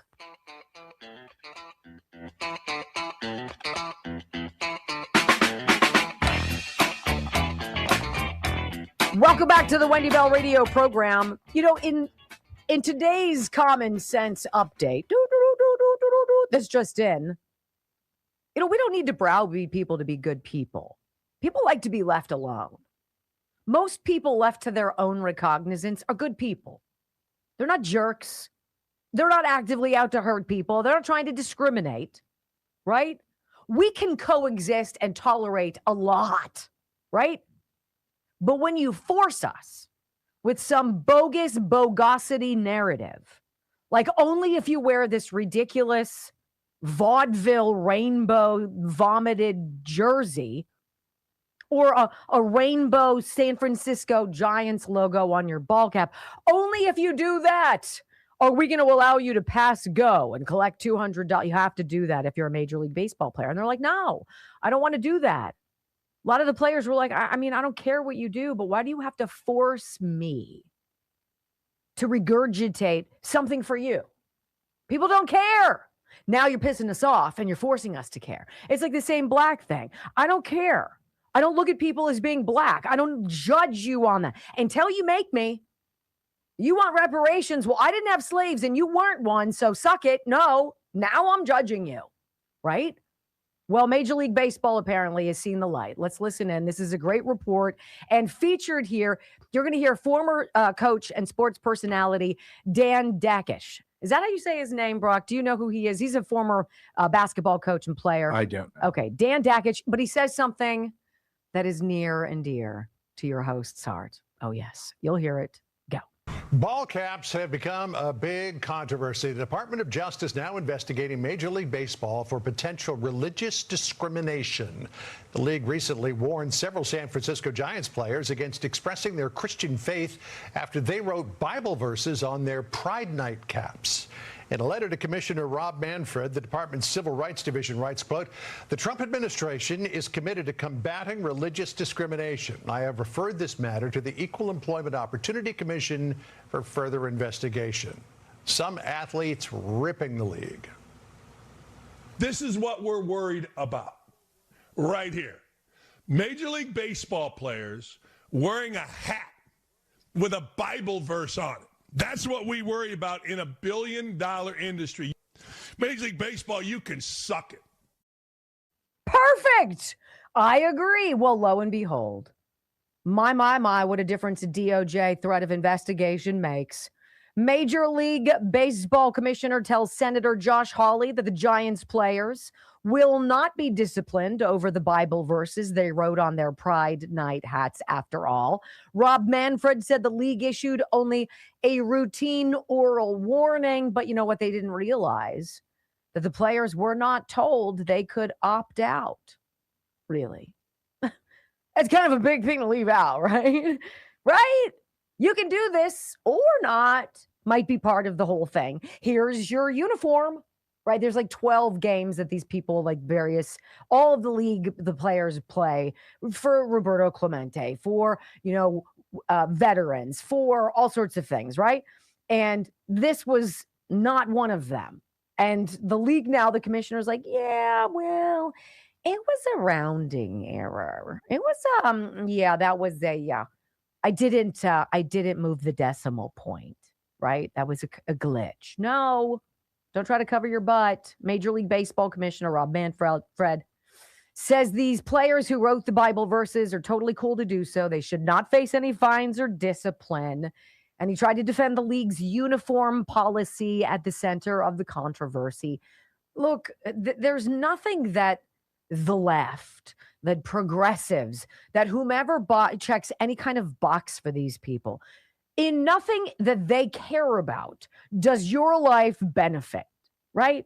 There's no benefit to you. Your life doesn't get easier. It's not a smoother road. It's not an easier transition. It's not a cheaper bill. It's always more. It's gummed up demands. It's you must do this. And if you don't, then you're a homophobe. You're a racist. You're a Nazi. We're tired of you. We're tired of you. Attention to the world's progressives. I'm going to speak for the country when I say we are so freaking tired of you. We're so tired of you. You've got 3 Democrat socialists / communists running in New York City today in some primaries that I know is going on. You know what? They're going to win. They're going to win. And New York City, once the most dazzling, exciting, cool, hip places to be on planet Earth, will become an unaffordable, dangerous hellscape without police because they won't want to be there any more than you'll want to be there. And then everybody will look at each other and say, what happened? Oh, you're part of the idiots who believe in socialism more than you do capitalism now. And this is the road we're walking. If you live in a suck sanctuary city, which God willing, you don't, ladies and gentlemen. When we come back on the Wendy Bell radio program, let's talk about the time that David Muir asked Joe Biden at Normandy, do you have plans to pardon your son, Hunter? No, I don't. Well, how about that? I want to talk a little bit about that. You ready? Let's go. Next on the Wendy Bell Radio Network. No, I don't. How's that working for us? Okay. So that's what I'm going to try to do. I know that Texas Bullion is working with a lot of different people, like bunches of different influencers. And I'm the first. WendyLovesGold.com, by the way. These are the people that we use. And I selected them. Like, I got reached out to by 3 or 4 different companies. And Texas Bullion was a little bit different. They reached out to me and they're like, do you know anything about, precious metals, gold? I'm like, no, no, I'm embarrassed. I'm in my 50s. I have no knowledge. And they're like, this is perfect. It's almost easier to talk to people who don't know what the value, how it's grown so much over time, vis-a-vis the lack of growth in the gold stand or in the dollar. And so when I started working with them, I bought it. I bought gold and I bought silver. And I had the experience. I got to see how it works. I got to learn the way you would learn by calling 855-927-5557. And then they said, you know what? Your people are so wonderful. We'd love to do a giveaway with you signing, autographing some of these coins. I want them to make one of us. And so that's my next move for them. I got my best people on it. But 855-927-5557. I think it's so easy the way they handle it, the way they treat you and educate you. And they're super geeked to be a part of your family. Remember, your gold and silver, you can pass down to future generations. It's a wonderful wealth preservation strategy. I told you when Texas Bullion sent the TV crew out to my house, the production crew, because we're doing a commercial. And he told me that his grandpap had left him all these gold coins that he had squirreled away from the 1920s or what have you. And when he died, nobody knew. He had like $1 million in a suitcase, right? And he had all this gold. And some of it was for this guy who was the guy on my shoot. And he's like, yeah, I was able to put a huge chunk down on my new house. I'm like, what a gift. What a gift. Can you imagine that? It never happened to me. No, That never happened to me. how's the color now? I changed the camera. Same. It's a little bit more clear. Yeah, a little bit more sharp. Like we should be able to see that your eyes are a pretty strong blue and that orange paw print is a pretty bold orange, but it's just not. That's what I was just responding to. That's all. What to do. Love me some Texas Bullion Exchange. See, this has a little color. What's that? Oh yeah, you can definitely do that.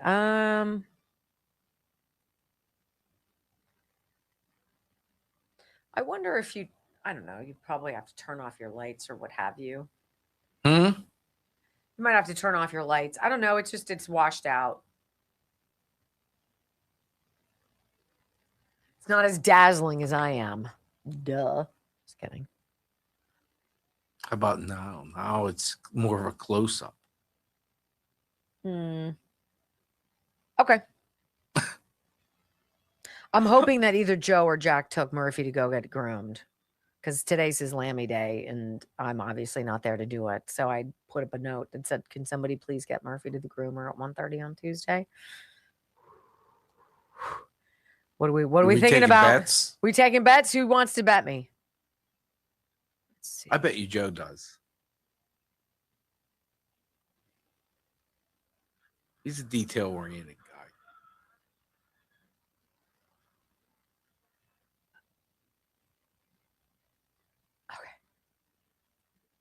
No, it's Jack, who made really good fish tacos last night. I'm so sorry. Were they? Yes. I wouldn't know. What? I'm just saying. Listen, Poppy. Poppy Paul Revere, baby. I changed your name in my contacts in the phone.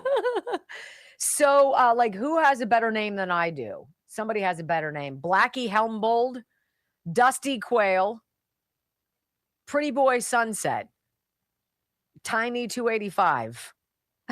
My porn name was Missy Emerald. Okay. I'm telling you what. It's a little dirty, aren't we today? I think I need to change my dog's name. Why? You want a better name? Yeah. You want your porn name to be better? Well, the road throws me off. Well, yeah, if it's like a highway or something, you're kind of Yeah. screwed. You're like, I'd have, like I said, I'd have to be Rover like Route Madonna. 25. Like I'd have to go by one name, you know? Like Pele. Yeah. What would be your name? Well, my first dog was Meathead.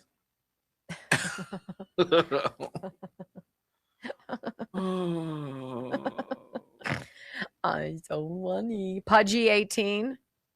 Pudgy. That has to be a bird. If that's not a bird. Pudgy.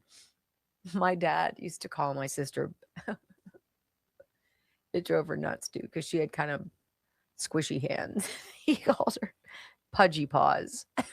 That would be her stripper name. It drove her nuts. Pudgy Well, Paws. yours would be Wheats. Wheats.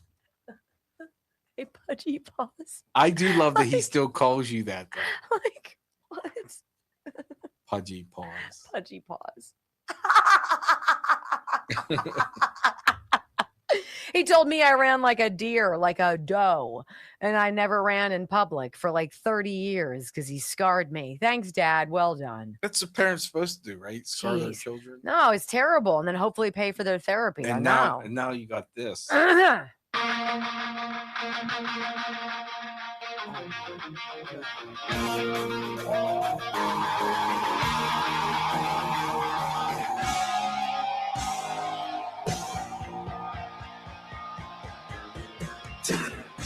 Welcome back to the Wendy Bell radio program. You know, it's just a matter of time. I think most things for us are just going to be a matter of time. And I think telling people to be patient about this slow drip of discovery it's kind of wearing thin. But I think so much is going to happen. Look, it's taken 5 years, almost 6 years, for us to have honest, disparaging, loud conversations about Tony Fauci. I've been doing it for 6 years, right? I've been calling him Dr. Doom, Dr. Death. He's not trustworthy, everything about him. We walked you through the EcoHealth Alliance. We went through the University of North Carolina, Chapel Hill. We told you about Xi Jinping, the Bat Lady. We talked to you about EcoHealth Alliance, Metabiota, the burn pits, right? As Russia was invading Ukraine on that very February day, if I'm not mistaken. Like, we've been with you on this, hook, line, and sinker. And make no mistake, the people who have everything to lose still feel like they're insulated because the system has protected them from so long. But people's opinions of Fauci have completely changed, and they must. Because he knowingly fiddled with millions of lives. He lied about it. And then he made it worse by pushing a vaccine that wasn't, that he knew was deadly. And he did it anyway. For what? Is it money? Is it all about money? Is everything always about money? Because you know what? I'll tell you what. Some of the most miserable SOBs I know are the wealthiest. Doesn't buy you money. Might buy you some ease, a little peace of mind, but not joy. These people are eating themselves out, rotting from within. And I hope the next time I lay eyes on that little jerk, I hope the abject panic, that his exalted reputation as Dr. Science now being replaced with a simple asterisk that says disgraced. I hope it eats him alive. And I hope he lives a long time to see the American people and those of the world spit on his legacy. Shame. So let's talk about these auto pen pardons. There was one, Brock and I did some digging this morning. We're trying to figure out what's the story with auto pen pardons. Do they hold up in court? Does something with no recollection, there's no accounting that Joe Biden knew it was going on, that he approved that it was going on, that he was in the room and he just couldn't make it to the machine or he couldn't make it to the papers. And so they did. There's no indication that he has any knowledge whatsoever about the majority of the cases of clemency and the pardons that he granted on his way out the door. but one in particular. He wrote one with a wet signature, one his hand, allegedly, and a wet pen. And it was for Hunter. So remember that time when Joe Biden lied to David Muir about never pardoning his son? This is about June. I think July was about when that debate hit the stage. So ostensibly, Joe Biden is still running for re-election at this point, even though he's a complete, he's like a vegetable in Normandy is where the sit down is in 2024, June 6th. So David Muir asks him a very simple question. And like every other answer he's given that's been a lie, so was this one from the president's mouth. As we sit here in Normandy, your son Hunter is on trial, and I know that you cannot speak about an ongoing federal prosecution. But let me ask you, will you accept the jury's outcome, their verdict, no matter what it is? Yes. And have you ruled out a pardon for your son? Yes. You have. So I've ruled out giving him a pardon. I'm not going to give him a pardon. And then, of course, he gives him the pardon. And the pardon is very specific. It's for 10 years. It's from January 1st, 2014 until January 1st, 2024. Fauci's is longer. January 1st, 2014 till the very end of Joe Biden's presidency, which would be January 20th of 2025. It's very specific, don't you think? So I found this really interesting article from American Thinker. And I don't know what the constitutionality, what the legality is of an auto pen signature. I mean, we have to scratch our heads and wonder why. And then you know why. Why would you pardon the entire January 6th committee? Because they made up the story of the insurrection. And they hid evidence and presented only the most damning that had been manufactured. And the star witnesses were given New York Times best-selling book deals and all this other stuff. Why would you blanket erase all those people and pardon them all? Because they're guilty. Not because of you're worried that the next administration's going to go after them. Because you know you're guilty. So here's an article from American Thinker. It says, how bulletproof are Joe Biden's pardons? Near the end of Joe Biden's incompetence, corruption, and dementia extravaganza, thousands of pardons were issued, many for unstated crimes. Most weren't done with a pen and a human hand, as our fathers intended. They were done with an auto pen, a machine that can imitate a human signature. Given Joey Soft Serve's mental state, there is ample reason to question whether the machine-signed pardons were a valid reflection of the president's will, such as it was. On December 2nd, 2025, after the magnitude of the auto pen signing frenzy became apparent, President Trump declared Biden's auto pen orders were invalid, not because Biden lacked the authority to issue them, but because there was no evidence that he even ordered them. Whether audio recordings, decision logs, or witness affidavits could prove it. And all of those pardons may have actually been issued by faceless bureaucrats whose only power was access to the machines that could hold a pen and imitate Joe Biden's scrawl.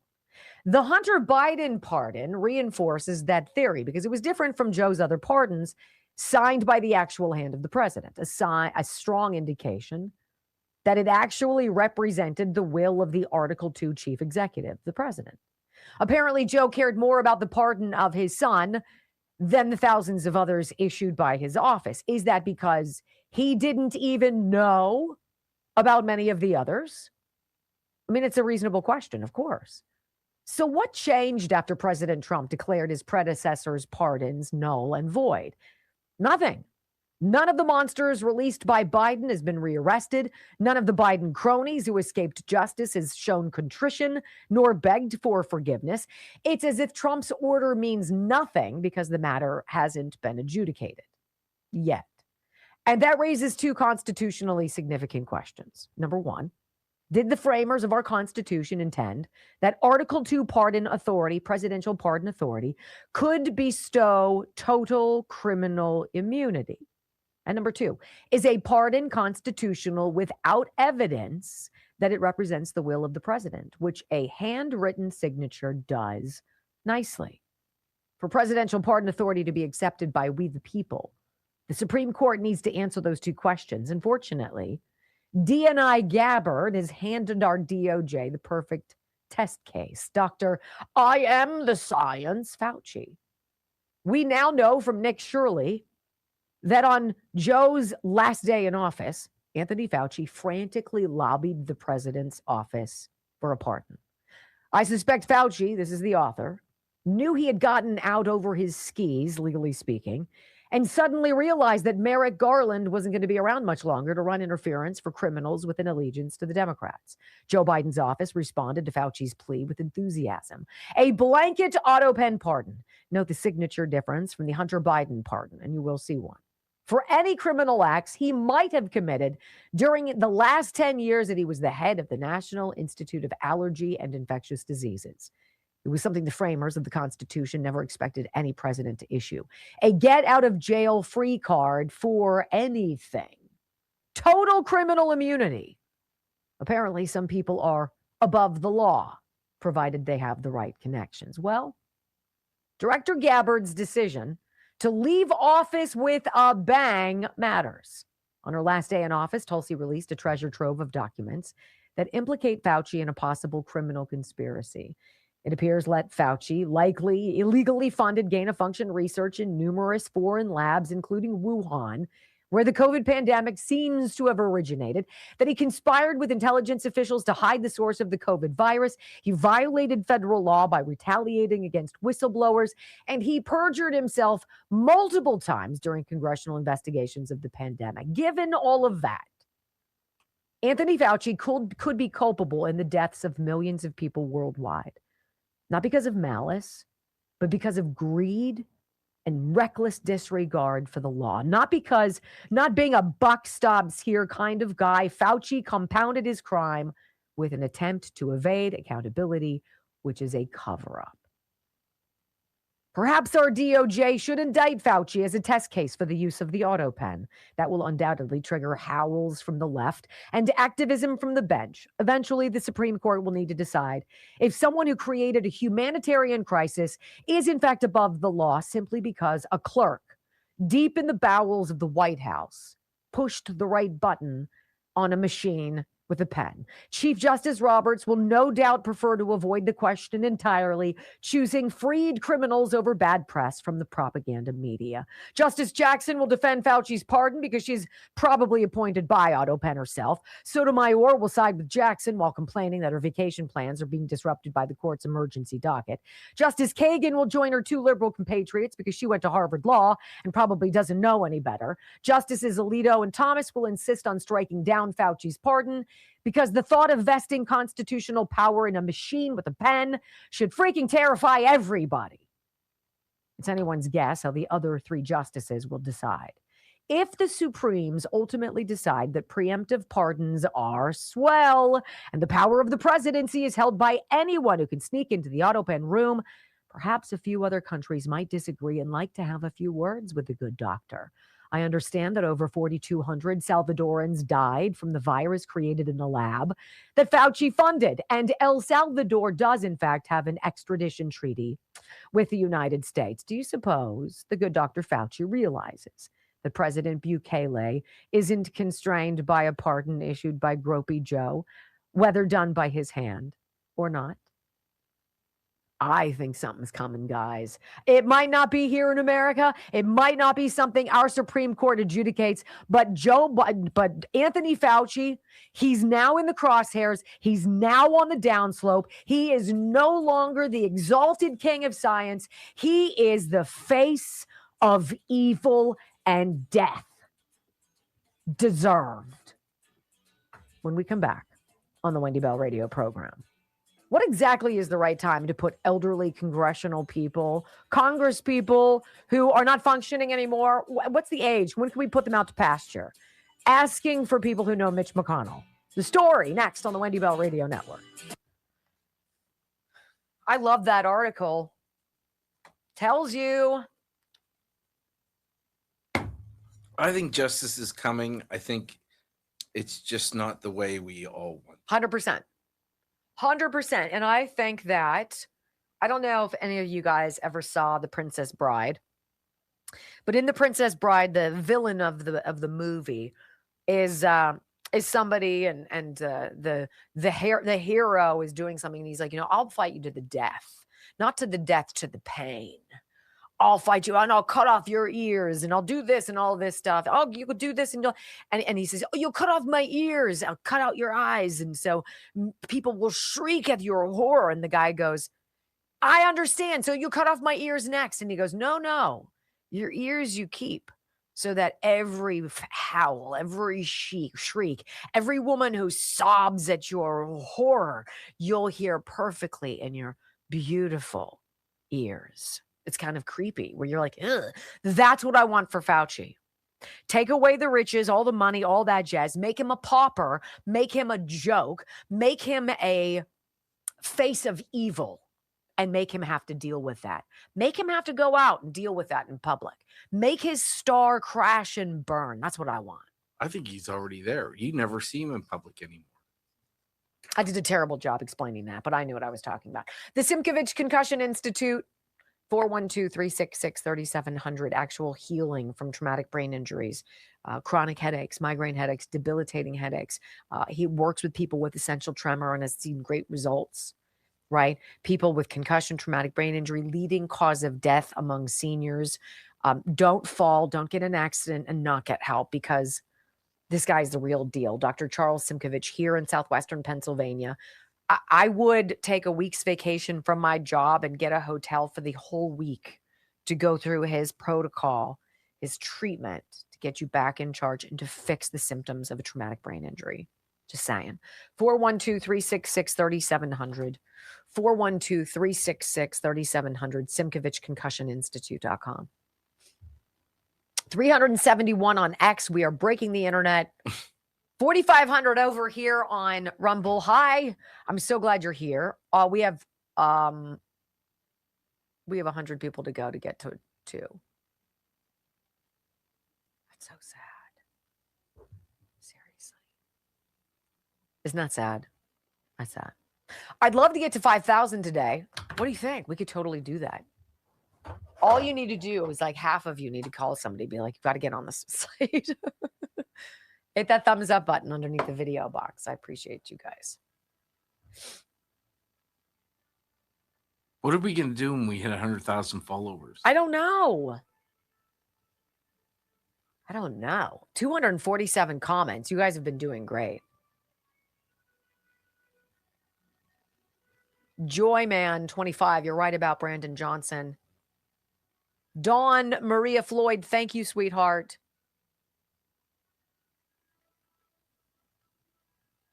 Pepper First. Sherry's porn name. I love it. Yeah, Mengele. I hear you. My dad named me after his beagle. But did he call you Pudgy Paws? That's all right. My dad was disappointed in me. I was supposed to be Melissa. I was supposed to be Daniel. He always wanted a girl, and he got me.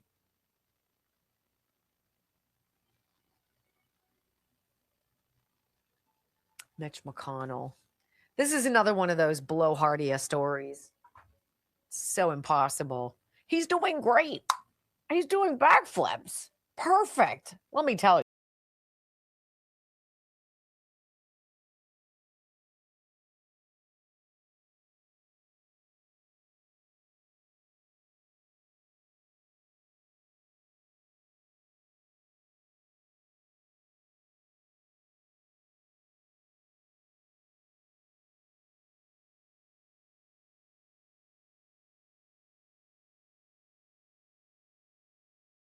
Redo, right? Entry into the show. I'm sorry about that, but it's true.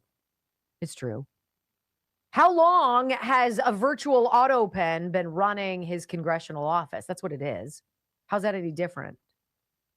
If you're not there, if you're not in charge, if you're not making decisions and somebody is doing it for you, I didn't elect you. I didn't vote for you. Why are you doing that? And if Mitch McConnell is incapable of continuing his job, which he was incapable about 10 years ago, what can we do to get rid of these people? Why am I saying this? Gateway Pundit had a headline this morning, and I had to pull it. Mitch McConnell's office releases statement after latest hospitalization, right? Do you guys think that he's doing backflips, that he's doing great? He's 84 or whatever. He hit a hard patch and he went downhill in a hurry. It's okay. Retire, resign, move on, bye-bye. Right? I know he is, but not fast enough. Senator Mitch McConnell's office released a statement on Monday after he was hospitalized last Sunday morning. Wait a minute. He was hospitalized last Sunday morning? Monday and last Sunday is not the day before. It's a week and a day before, right?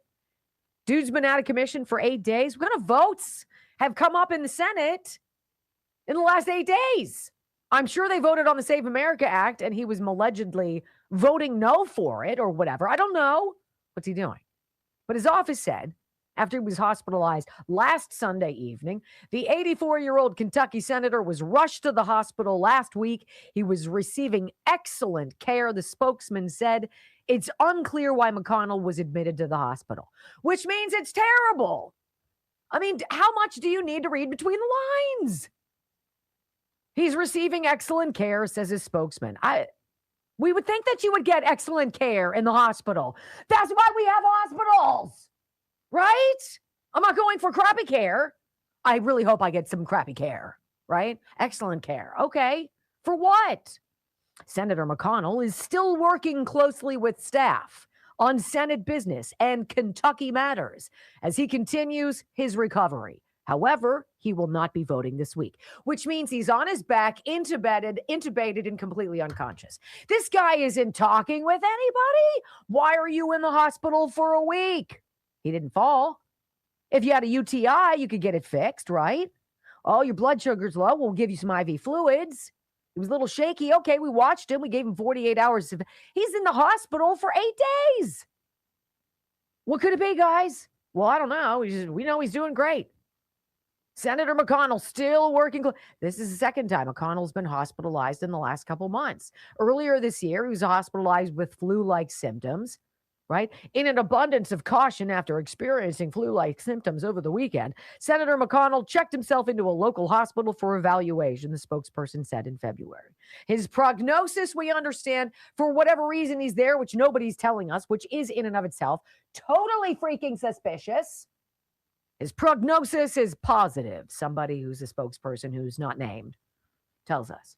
And he's grateful for the excellent care he's receiving. Again, code 4, he's unconscious on his back on a breathing machine. Right? Look, do I know that to be true? No. But it's every single thing that they say to you.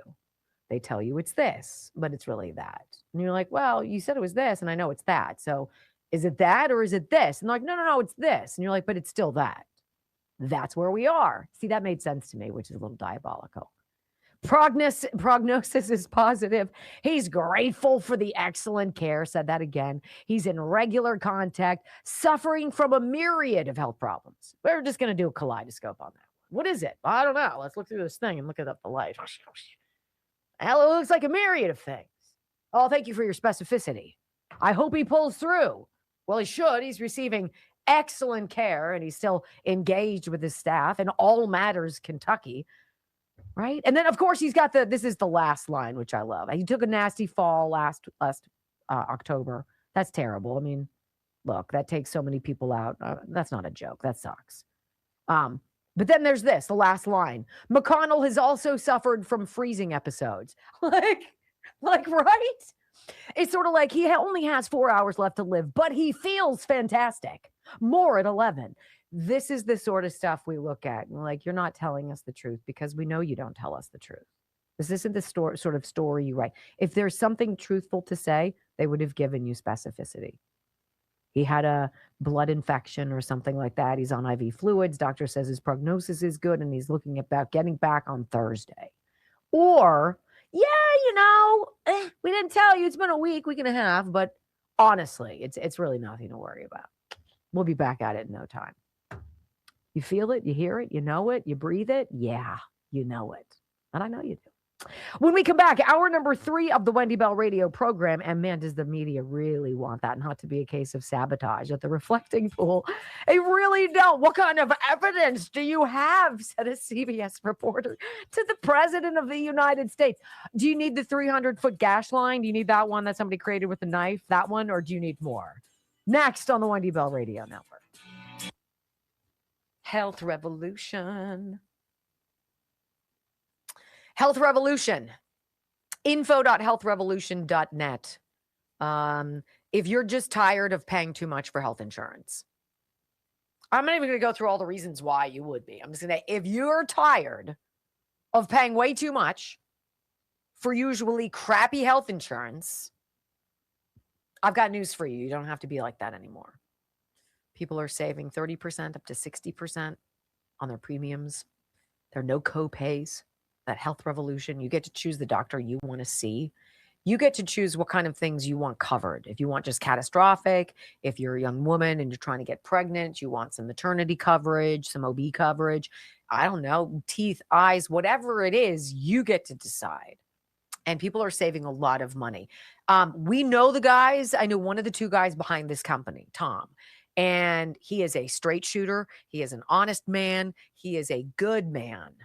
And he legitimately wants to connect you with a better health insurance product and the terms that you set. And so literally they created this company to take your calls and your emails, set you up with an advisor, go over what your history is and what you need, and hook you up with a policy that saves you thousands of dollars a year. That's it. 800-868-6187. 800-868-6187. Info.healthrevolution.net. Write it down. Write it down. Important. I mean, is it me or does everybody else, when I read you that Mitch McConnell story, does it sound completely ridiculous? Yeah, You're 84. Why are you in the hospital for 9 days? I had multiple babies and was multiple surgeries and I was out in 48. Let's think about what could keep you in the hospital for 9 days or 8 days. Heart attack. Your heart. Absolutely heart. I mean, A serious stroke, stuff like a stroke. Yeah. Which And then they're going to come out and they'll be like, well, he took a turn for the worse. It was really shocking. We were getting ready to disembark our time here. And all of a sudden, and you're like, what you talking about, Willis? No, that's not what happened. there should be a rule. If you miss Like Kay Granger. She was in a freaking Texas nursing home. If you're not there for a month, then you need to give up your seat. For a month? Who gets a month vacation? Sure as hell not you. You can't even get a day. I used to get a month. I've never got a month. They fired me right before I was I got 5 weeks. Before I got my 4th week, bastards. And I needed every single day of it. I used to take days and call them mental health. Well, I mean, you and how many people out here with you? Yeah. Okay, Healthy Cell, healthycell.com. I'm just going to say game changer. Okay, calm mood from Healthy Cell. This microgel, super easy, flavorful. It's delicious. It's like a yogurt. Squeeze it in. Throw that away. And I will say for the next 6 to 8 hours, you just feel good. You're just not overreacting. You're not emotional. You're just calm. You're in charge. Calm mood. And when you put ashwagandha in something, and I'm like, okay, if it was dog poo with ashwagandha, I'd be like, well, maybe. Ashwagandha is such a huge, huge healer. Healthy Cell is all about getting things into the cellular level, down into your bloodstream, but down into the blood, into the cells. And so they learned that our stomach acid changes, the pH level changes as we get older. And so some things don't get digested a lot. So oftentimes we end up kind of pooping out the supplements we take pill form because they're just not getting absorbed into the body. Healthy Cell saw that and they're like, bing, bing, we're going to create this microgel formula, put all the goodies in there. Some of these packets have 12 pills in them. It just eliminates all this jazz that you take. There's stuff for blood pressure, blood sugar, hair, skin, and nails, your vision, your bone strength, your everything, your immune system. This one, Calm Mood, is all that. Go to healthycell.com/Wendy, 20% off. It's starting to get real now. Like, right? You better make a call. I know. I've got to plan ahead. healthycell.com/. The calm mood, I'm just going to say, is it's just a really nice bass. Just bzzzt. I like it. Though I did cry this morning. You did? When I told Mary Beth that I couldn't come anymore. Oh. You said you got teary-eyed. Oh, I cried. Oh. So you gave out fake news. Well, I just didn't give you all of the news. Oh, that's like saying, wait a second, that's like saying there was something at the reflecting pool. Yes. What kind of evidence do you have of that? Yeah. This story, it's just so beyond ridiculous. And then it flushes out the wackadoodles with the pink and the green hair who literally are coaxing the algae to grow more beautifully and to bloom more effectively. This Nancy Guthrie not reporting on Fauci, this just makes you think this the you can't hate media the enemy media of the state. Yes. Trump is in Pennsylvania. Yes. What's he doing here? Where is Macungie? Is it the Lehigh Valley? I've never heard that word in my life. Time to get out more. Never heard of it. Macungie. Where is Macungie, PA? Where is Macungie, PA? Am I saying it right? I don't know how you say it wrong. Lehigh County, just southwest of Allentown, in the Lehigh Valley. Wow. Look at you go, Sparkles. Whatever, Poppy. What was your dog's name? Who was it? Poppy. No, who was yours? My first dog? Yeah. Patches. But I did have a dog after that named Jazz. Jazz. Wouldn't that be funny if he was on like Hands Street? I'm Jazz Hands. But you can call me Sparkles. You can I'm a call little me punchy. Sparkles. Glitter. Oh my God, glitter. The person who invented 5, 4, 3, 2, 1. Wendy Bell, America's anchor mom, fighting for America 1 hour at a time. Welcome to the family. She once hosted a 3-hour show in just 15 minutes. She once intimidated the Electoral College to audit itself. Her monologues are so sharp, they're considered a concealed carry weapon. Fact-checker sites routinely issue her a retraction a week in advance. Even her commercial breaks trend on social media. Her freedom of speech has diplomatic immunity. She doesn't just drain the swamp has to ask for cab fare. Wendy Bell is the most interesting conservative woman on radio. Keep rumbling, my friends. 3 hours of bold truth and excellence. You've just signed up for the WBR Army. Strap in. This is the Wendy Bell radio program.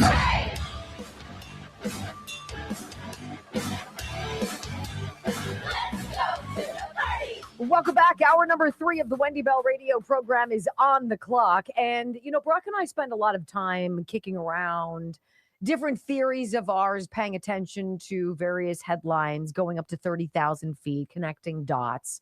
We've been doing it together for about 6 years. And I think today the epiphany that is not a surprise to anybody is that the media are the enemy of the people.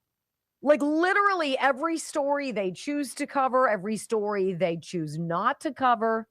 Anybody out there, can you tell me why the New York Times, CNN, MSNBC, ABC, CBS, and NBC have all given Dr. Fauci and all of this classified email dump storyline that is so huge, 10 freaking million deaths worldwide, and it's total crickets from your legacy media? Tell me why. It's the same reason why Cassidy Hutchinson, who swore Donald Trump lunged for the steering wheel of his presidential limousine and said, "Take me to the Capitol," on January 6th. And she testified under oath about that. And then she went in the next week and changed all of that. She filled out all those forms, the errata sheets, as they're called. 15 pages. Usually you're like, yeah, you know what? I fudged up a date. This is, I manufactured the whole daggone thing. And now I'm going to go back and erase it so you guys don't hold me for perjury. This is the media in a nutshell, giving you garbage stories and then quietly not covering them when the real news comes out. This reflecting pool thing is truly a sight to behold. And there's some phenomenal analogies going on with this. I mean, it's supposed to be this beautiful thing for the 250th, and President Trump is super excited about this, and it's America's birthday. It's going to be something he wants to give to the people of this country, like cleaning up DC and doing all this other stuff. And he's in the Oval Office yesterday, and Ed O'Keefe from CBS, this little smurf of a dimwit, he's like, "Do you have any proof that it was sabotage?" And it's like, dude, why are there chunks of painted bottom floating up to the front, to the surface of now this algae covered water? Because somebody took a knife and got in the water and made a huge slice down the reflecting pool base. And what you're seeing is all of the pieces, the flaps of that paint now rising. Ed O'Keefe, do you have evidence? I want you to hear this. Now, if I was President Trump, I would want to launch across, throw punch him, and throw him down the stairs. But the president is very diplomatic in his answer. And he's like, if you want to go take a peek at it, let's go look together, Ed. Listen. Who would think that somebody would go into a pool and take a knife and start cutting it? Do you have proof of that? Yeah, we have proof. Photos or videos? Well, let's put it this way. When you have a 350, I think it's 350, not 250, a 350-foot slit from one end to the other, you think that's proof? You think that's proof? Reporters have been down there today looking for that slit that you mentioned, and Well, there's no evidence of all it. you'd have to do is see the Parks Department. They'll show it to you. See the secretary.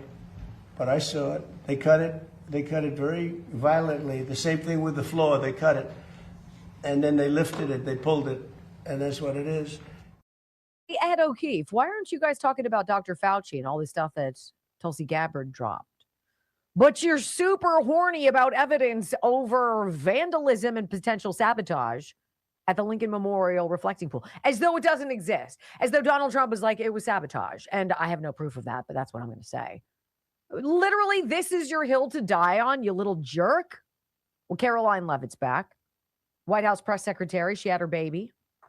She's back, and she says, look, several triggered leftists with ties to liberal money machines, that's very interesting, have been arrested vandalizing the reflecting pool. That's news. I didn't know that. Go ahead. The vandalism is very real, despite what Tim Walz wants to say. It's an imaginary problem. No, it is not. It's a very real problem. In fact, I spoke with the National Park Service just before joining the show. They now have 17 police reports that have been filed in just the matter of a few days. There's actually been 6 arrests at the reflecting pool, where, again, these deranged individuals, many of them longtime donors to the Democrat Party, to Barack Obama, to Act Blue, that have been vandalizing and desecrating our federal monument, one of the most beautiful monuments in the world, the reflecting pool. Tim Walz has the stones to call the reflecting pool sabotage an imaginary problem, while under his nose and in broad daylight, Somalians came from Africa to his state to swindle people out of billions of dollars. And he wants this to be the imaginary problem because he's like, I don't know what you're talking about. What? Feeding our futures? Never heard of it. What? Somalians? They're nice people. You're racist. And we're like, no, how about all of the food? How about all of the money? How about all the programs that didn't exist? I don't know what you're talking about. And he's going to tell Donald Trump that the reflecting pool vandalism is an imaginary problem. It's very interesting to see how these people respond. It's very unfortunate that they always respond in a very small way. Let's listen to Chris Hayes. Chris Hayes over at MSNBC, that hack. He's the guy, didn't take long. He tracked down that former Olympic canoeist, David Hearn, who was detained and apparently interrogated for sticking his hands in the water and apparently pulling on some of the paint that was coming up off the ground. This is what MSNBC is doing an interview on last night. Not Fauci, not Biden, not the crime syndicate, not any of it. This. Mr. Hearn, am I right that you were detained for 5 hours after this arrest? Yes, I was in the lockup at Haynes Point Park Police Jail, and I didn't know how long I was going to be held. I was held. After an hour, I was told that it was going to be a cite and release, so that led me to believe that I might not be there that long, but then it dragged on. I was photographed, and they put me back in, fingerprinted, put me back in, and I had not been allowed to make a phone call. Nobody really knew I was there. I was held incommunicado that whole time. Sounds like you got off easy. Imagine what the January Sixers had to go through. I'm sure Chris Hayes didn't cover that. And is it honestly Norm freaking Eisen who's defending this guy? Oh my gosh, are you kidding me? David Hearn, Olympic canoeist who's been fingered in this mess, is now being represented by Obama's White House ethics lawyer, which in and of itself is quite a conundrum. The guy whose national security clearance was revoked by Trump is sitting next to this guy. Yeah. Chris Hayes says, look, there's proof. Listen. Was never read my rights. What? Did they tell? Are you charged yet? Have they even furnished the charges? We do have 2 misdemeanor citations, Chris, but there's no basis for this. We're going to contest it vigorously. Well, it's not a federal crime to touch water. If you look in the statutes, you'll see there's no such federal crime. This is what they're spending their time on MSNBC. Now, look, I don't know why our ratings are dropping. Oh, my gosh. Hey, Earl, get in here. Did you guys see the ratings last night? Where'd everybody go? I have no idea. Maybe because we cover stupid stuff like this. And we don't cover Dr. Fauci. Bang, bang, bang, bang. I want you to hear the angry libs, though. They're triggered. They're now talking to the algae, which has bloomed in such a ferocious and fascinating way after somebody put fertilizer in the reflecting pool. Here they are, cajoling the algae to grow faster. Oh, boy. Algae is doing good today, honey. Team Algae, everybody's proud of you. You are single-handedly doing more to fight fascism than any American has. Yes. Let's go, Algae. Yeah, Algae.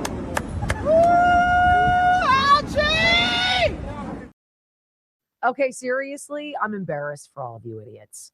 I'm embarrassed for you there cheering on the algae, but Greg Gutfeld, he had the best take last night of all of the major stories breaking right now, and the media is ignoring them to drown in their reflecting pool hysteria. He actually sees algae as a perfect analogy for the left. These guys missed the border. Yeah.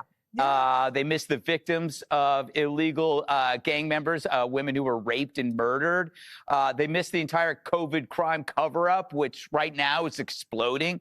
I think, algae is the perfect analogy of left-wing politics.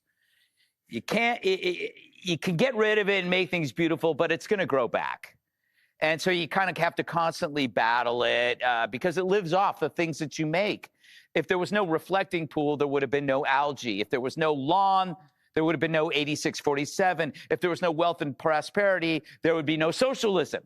So you see how they all have to depend on people making and creating things in order for it to survive. It must be weird to hate nice things because people you hate like the nice things. If Trump said, I love food, would these idiots starve themselves to death? Maybe as an experiment, he should come out against rat poison just to see if they would sprinkle it on their oatmeal. That's dark, Greg, but I see where you're going. When we go back on the Wendy Bell radio program, President Trump put out a truth yesterday. And it seems like he's hoping to cash in on another lawsuit against another fake news situation. And it has everything to do with this reflecting pool nonsense. That, and then a woman, a lefty mom from Portland, Maine, literally misses her 8th grader's graduation so she can do something else instead. Oh my gosh. Wait until you hear this. Next on the Wendy Bell Radio Network. I don't even know if I can say this. It's so ridiculous. Let me talk to you guys about Ghost Bed. I'm super excited. Ghost Bed is back, and you're going to want to get one. I'm just going to say. And I know several of you have reached out to me, and you're like, look, you're right. It's one of those things that you don't think about until you start sleeping crappy, right? Or until you start overheating in the bed every single night. You're like, oh my gosh, I am so roasty in here. Lift up your mattress. Literally try to lift up your mattress and tell me how ridiculously heavy it is. If you've gotten a new mattress not in the last 10 years, holy cow, this is for you. This is an extra 10% off for you just in time for summer. You get to sleep on a Ghost Bed mattress. No risk, 101 nights guaranteed. Every single mattress Ghost Bed makes, which is made in America, American company, super cute family. Every Ghost Bed comes with a special cooling technology. So if you are a hot sleeper or you sleep hot at night in the summertime, it literally works to pull the heat from you off of what you're sleeping on and like kind of bury it. So you're not sleeping in this pocket of sweat. You're cool. And it's every model of Ghost Bed. Ghostbed.com/Wendy. Sleep on it for 101 nights. Use my name, Wendy. Get that 10% off. Incredible support with a Ghost Bed mattress. Less stiffness, deeper sleep, more rested mornings. You are worth it. Ghostbed.com/Wendy. Perfect to get for having guests. Always. Well, you know what? It's the perfect mattress for a guest room or for one of your children's room because it's extraordinarily high quality. High quality. And I got the hybrid, so it's got that little pillow top on top, but it's not super squish. It doesn't give into you. It just kind of like, you kind of snuggle bug into it, and you're like, it's so nice. It's such a beautiful mattress. You're going to love them. Plus, they have them for RVs, campers, dog beds, Brock beds. Ghostbed.com/Wendy. Spare bedrooms. Spare bedrooms.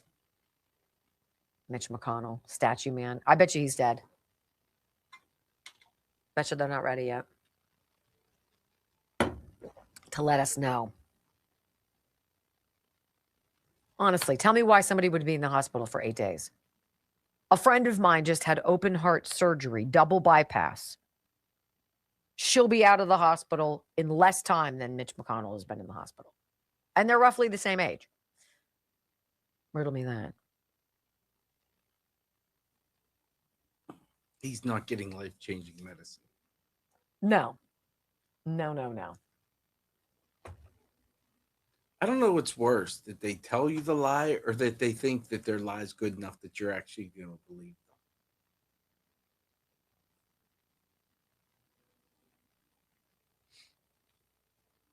It's a good point.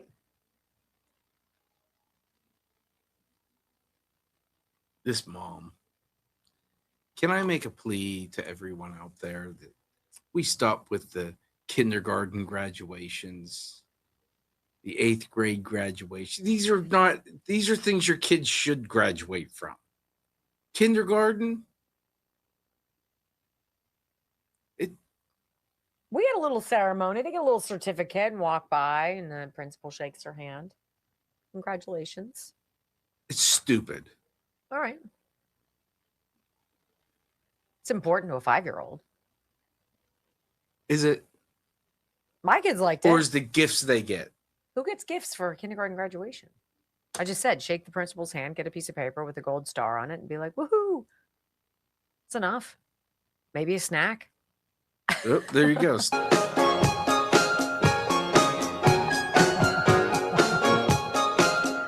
Welcome back to the Wendy Bell Radio program. You know, I went a little long in the last segment. I wanted to get this in because Donald Trump lit up the internet last night about 8 o'clock at night, and he put up this Truth Social post. He says, in describing the vandalism that took place at the Reflecting Pool in Washington, D.C., ABC fake news, one of the worst in the business, even paying me $16 million for past bad and inaccurate reporting, failed to report that their close, quote, friends, Democrats Obama and Biden, spent over $100 million on the Reflecting Pool. And it never worked.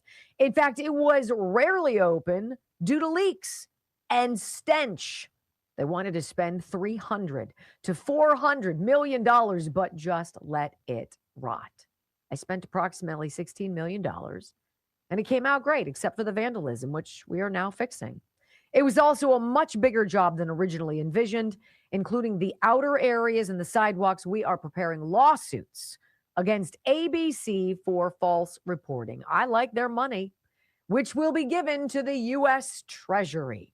Thank you for your attention to this matter. It's an interesting thing to say, though, right? George Stephanopoulos, didn't he call Donald Trump a rapist? And so he got sued, and they lost. They had to settle. And Donald Trump could have destroyed them. And he's like, 16 million. I'll take your 16 million.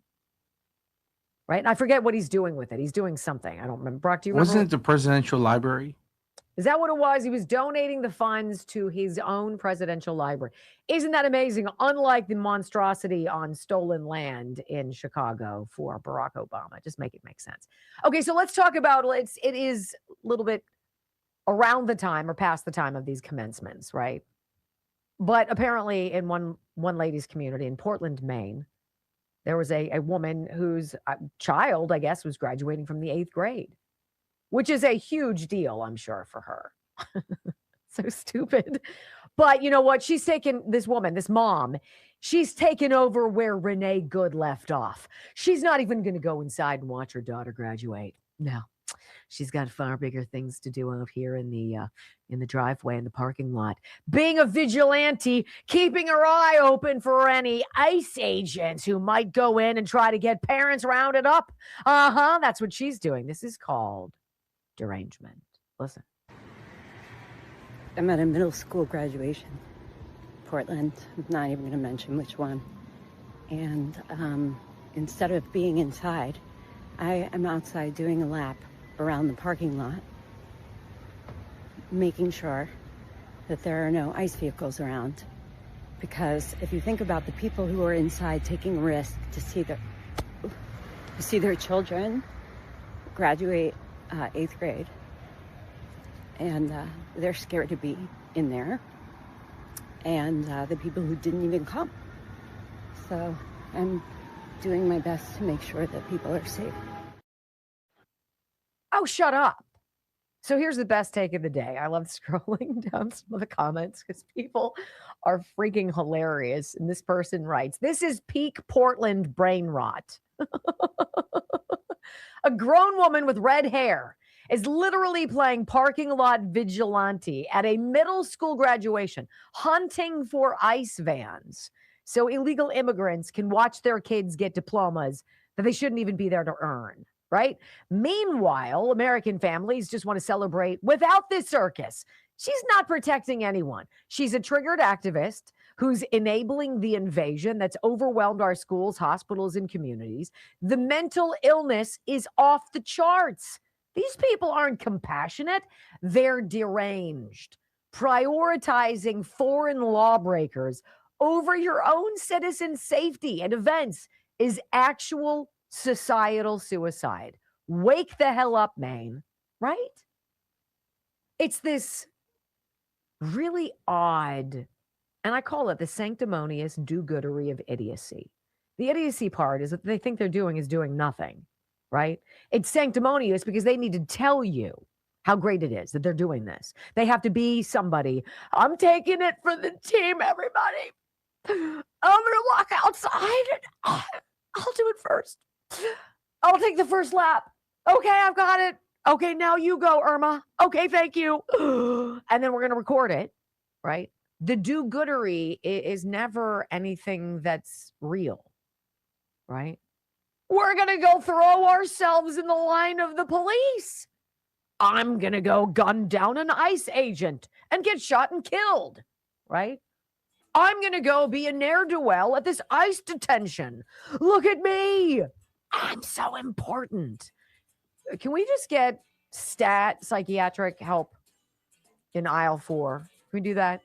When we go back on the Wendy Bell radio program, there is no way to put the stolen 2020 election on a shelf like it didn't happen. They might want to do that with COVID. They might want to do that with the vaccine. Not this. Next.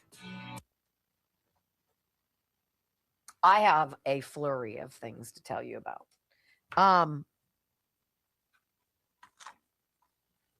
I have a couple friends who've been taking the weight loss shots, and they've lost a tremendous amount of weight.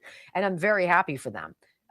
It's weird, though. What I notice is with a bunch of people who take Mounjaro or any of those shots, it's like they can't stop. And they become addicted to losing weight. So they go from being a fatty Boba Laddie down to being Skeletor.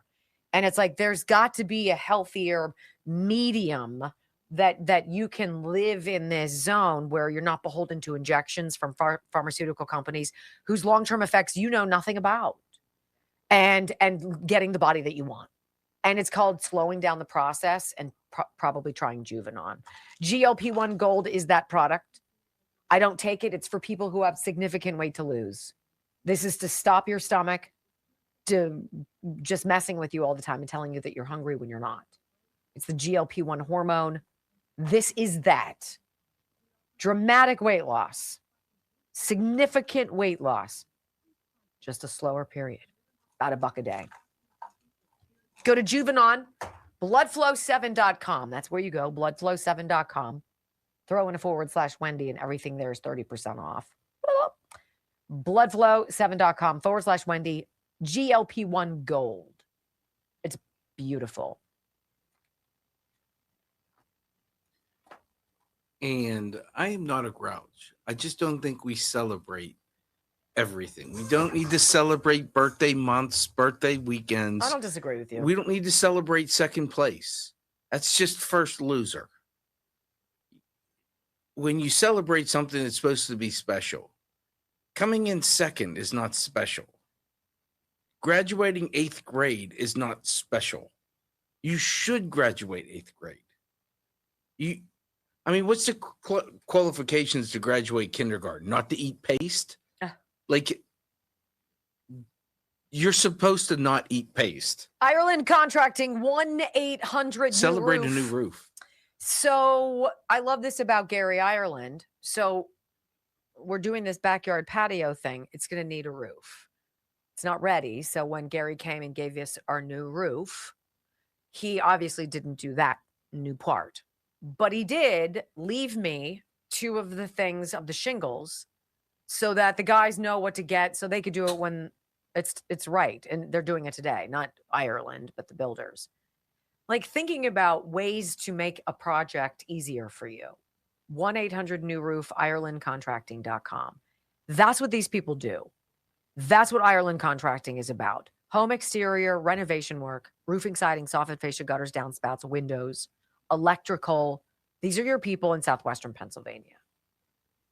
Today is the end for Kelly Morgan and her merch sale. I should not say the way I did. It sounds terrible. It's the end of Kelly Morgan. No, it's just her merch sale. And she's got great clothes. MoreGainsFitness.com. Again, this is one of those things, if somebody in your life wants to lose a significant amount of weight and wants to firm up at the same time, but isn't really necessarily comfortable going to the gym and having everybody check you out. If they do, I don't know. I've not been to a gym in a long time. I go to somebody's house. Kelly Morgan offers a program, 90 Ignite, which you can see by going to her website, moregainsfitness.com. And you do it at home. You exercise at home. She gives you the exercises. You know what to do. And you do it. And that's it. And you eat right. And you get your steps in. And you drink water. And you do what you got to do. Take your supplements. And after 90 days, you are a figment of your former self. Her merchandise sale ends tonight at midnight. moregainsfitness.com.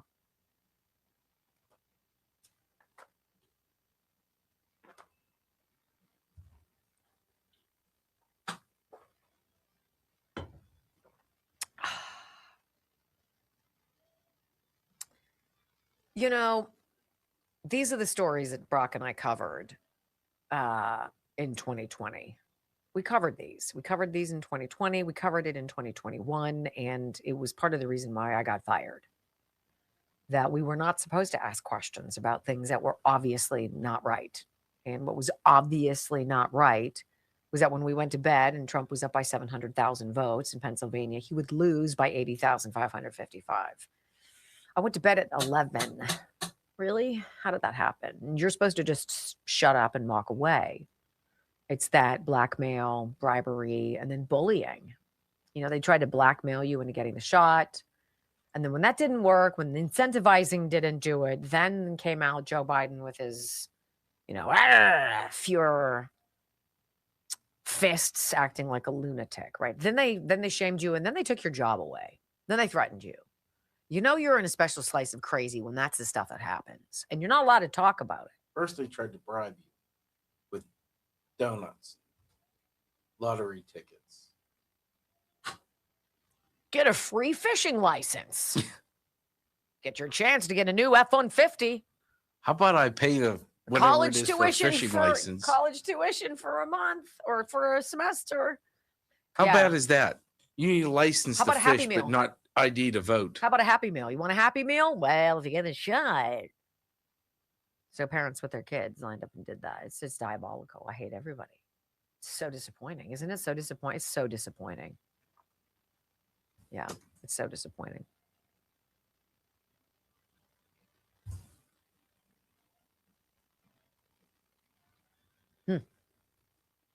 Well, we're going to go back to California, year 2020.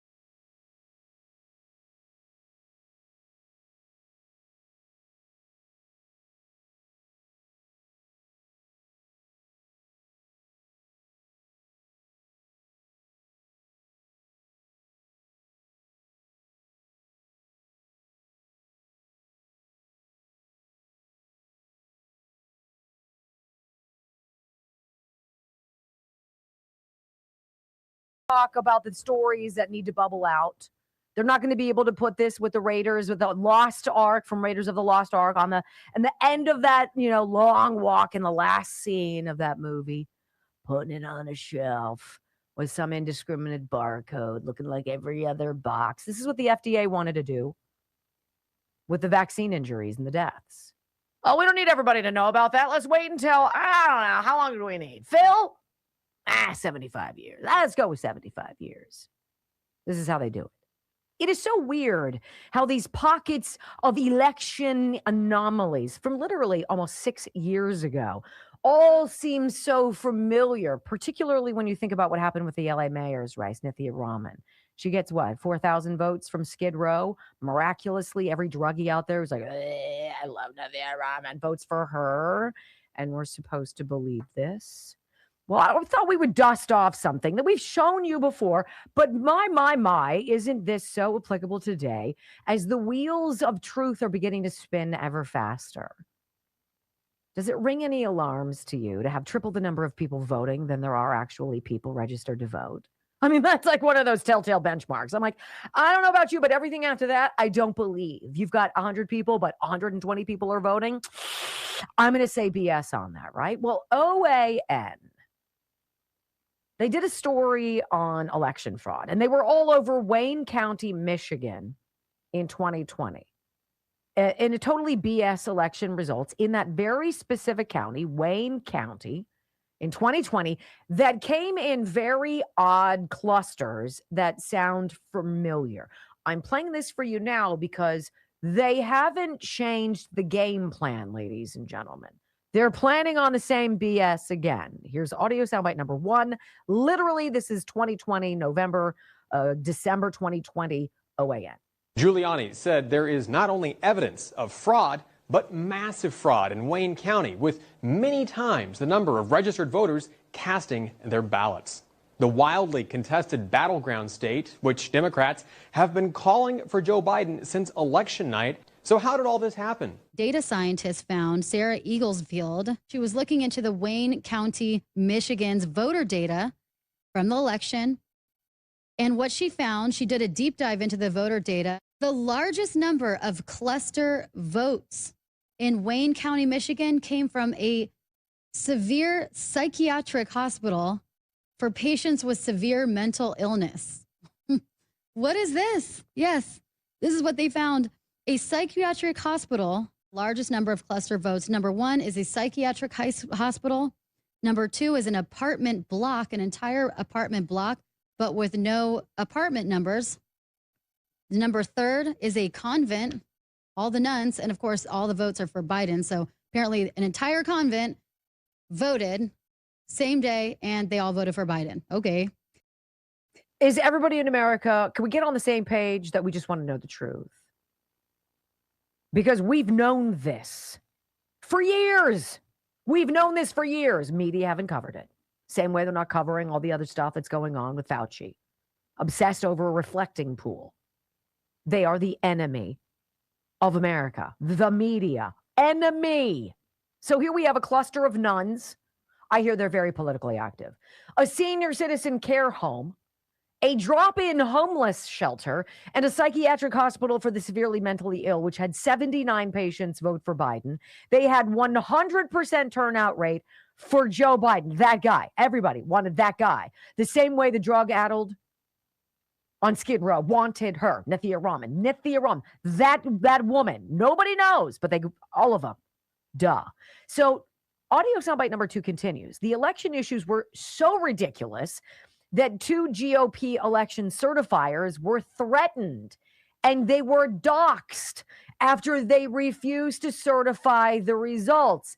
This is that strong arming on the left, isn't it? Let's listen. With ballot integrity under question in Michigan's most populous county, the 2 Republican members of Wayne's Board of Canvassers decided not to certify the vote. It also made the 2 Republicans, Monica Palmer and William Hartman, hugely unpopular among Democrats in the state.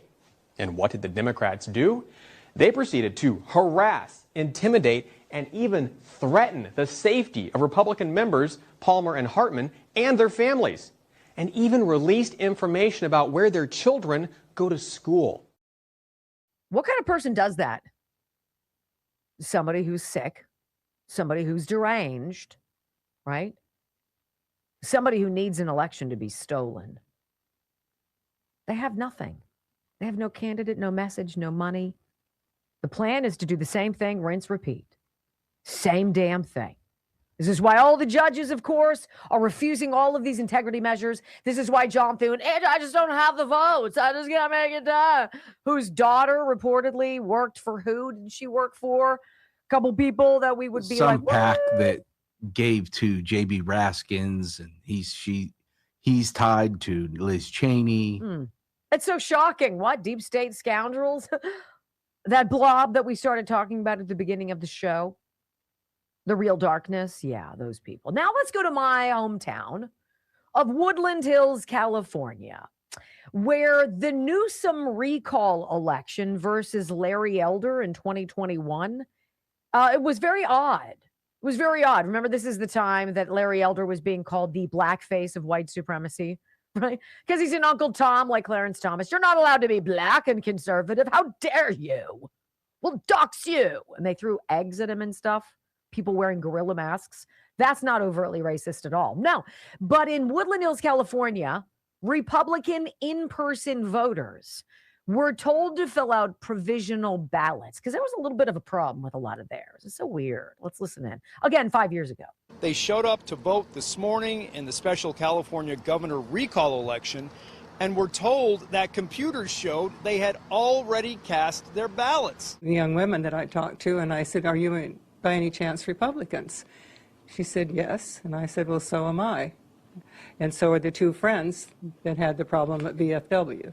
I mean, they're stealing the election in real time. And it's not just a few people who are showing up and finding out that someone has already voted in their name.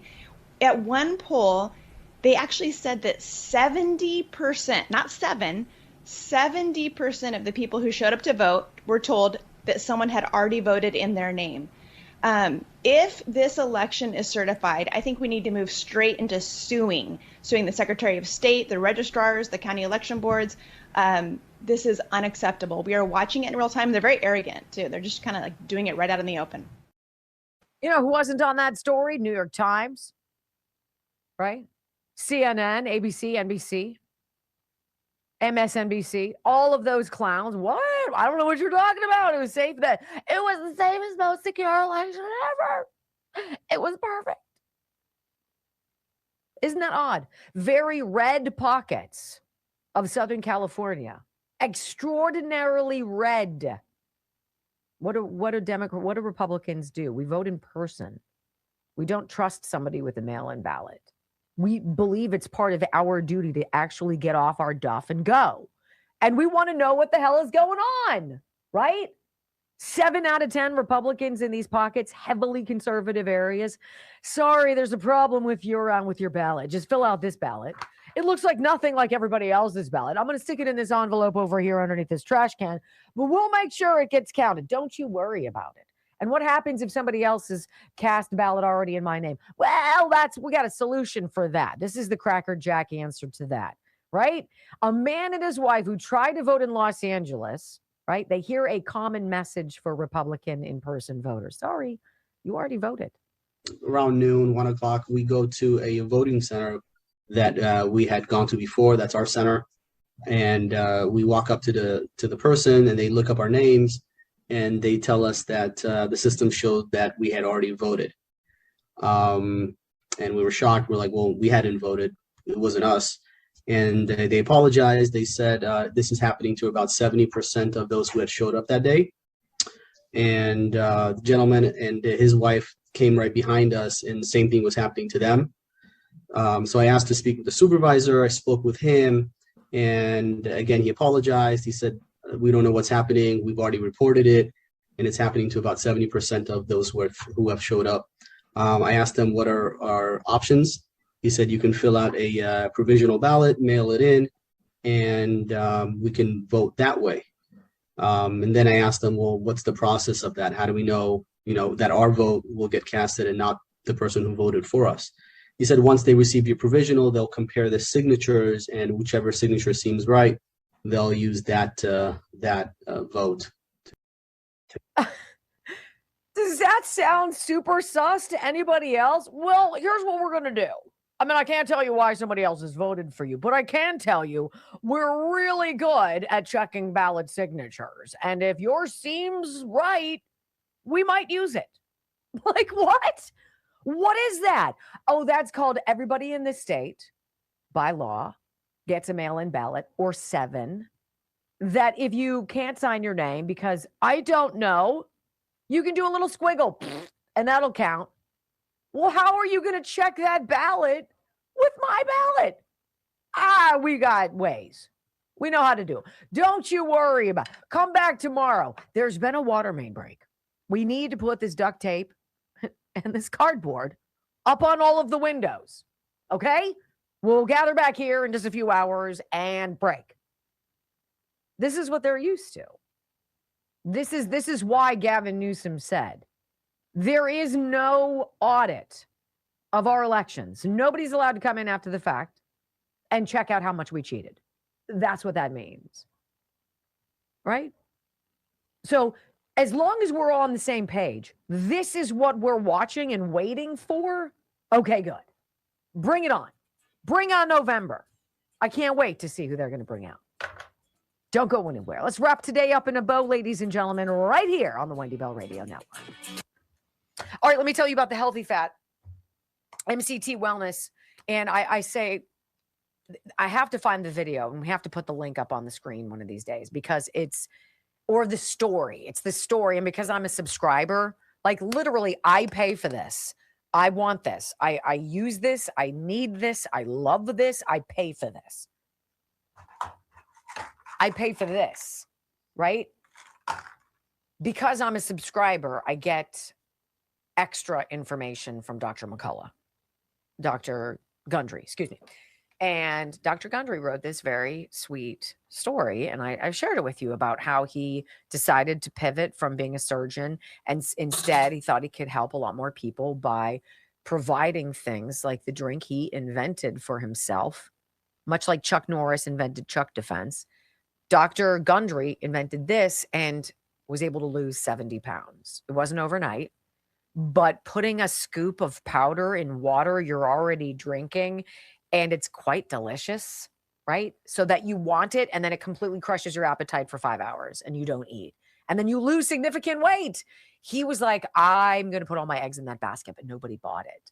And so his wife swooped in, and she had some marketing skills and had some friends in other places, and they got it out, and it became wildfire. Like, she literally saved them from bankruptcy. His product, but he couldn't figure out how to get it out to people. And the wife came in and did. And he's like, I owe everything to my wife. Lose a lot of weight, significant amounts of weight. MCT Wellness by going to thehealthyfat.com/Wendy, thehealthyfat.com/Wendy. I love them. And 20% off your first order. We do not have an update yet on any of your purchasing from Disinfect with Sniper, but we love them and we're so excited. I know a lot of you took advantage of his Father's Day offerings at Disinfect with Sniper. I'm just going to put that anywhere. Anybody have any problems with the Chef IQ code? I hope it has officially been fixed. Let me see if I could do that. I don't have a closing here, Brock. So you don't have what? I don't have a story here. I'm not going to do that. Add to cart. Okay. Oh, promo code Wendy. It's already taken off. No, it takes it down $40. No, wait. Hold on. What? Yep, it takes it down $40. IQ Sense 250th celebration. If you go to Chef IQ, yes. Knocks it from $199.99 to $120. I'm going to tell you. So it takes off 80. 199 to 120? No, you're absolutely. Oh, yes, excuse me. It takes off $80. I'm sorry. You're absolutely correct. My bad. This is worth it. 100% worth it. 100% worth it. It's 100% worth it at $200. All right, what do we want to talk about? I'm not prepared for this. Did we get any good rumbles? Did we get anything great there? 2.18, no. 4,200 watching. I'm delighted. 500 on X. Hi. Thank you. I'm so glad you're here. We'll talk more about the move in time coming up, but I'm excited. I'm super excited.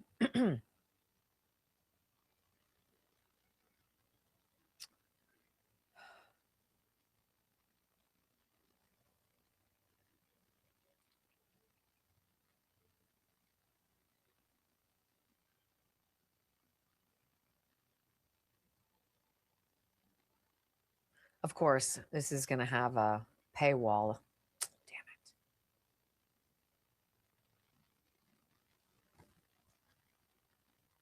I'm going to pretend that I have a membership.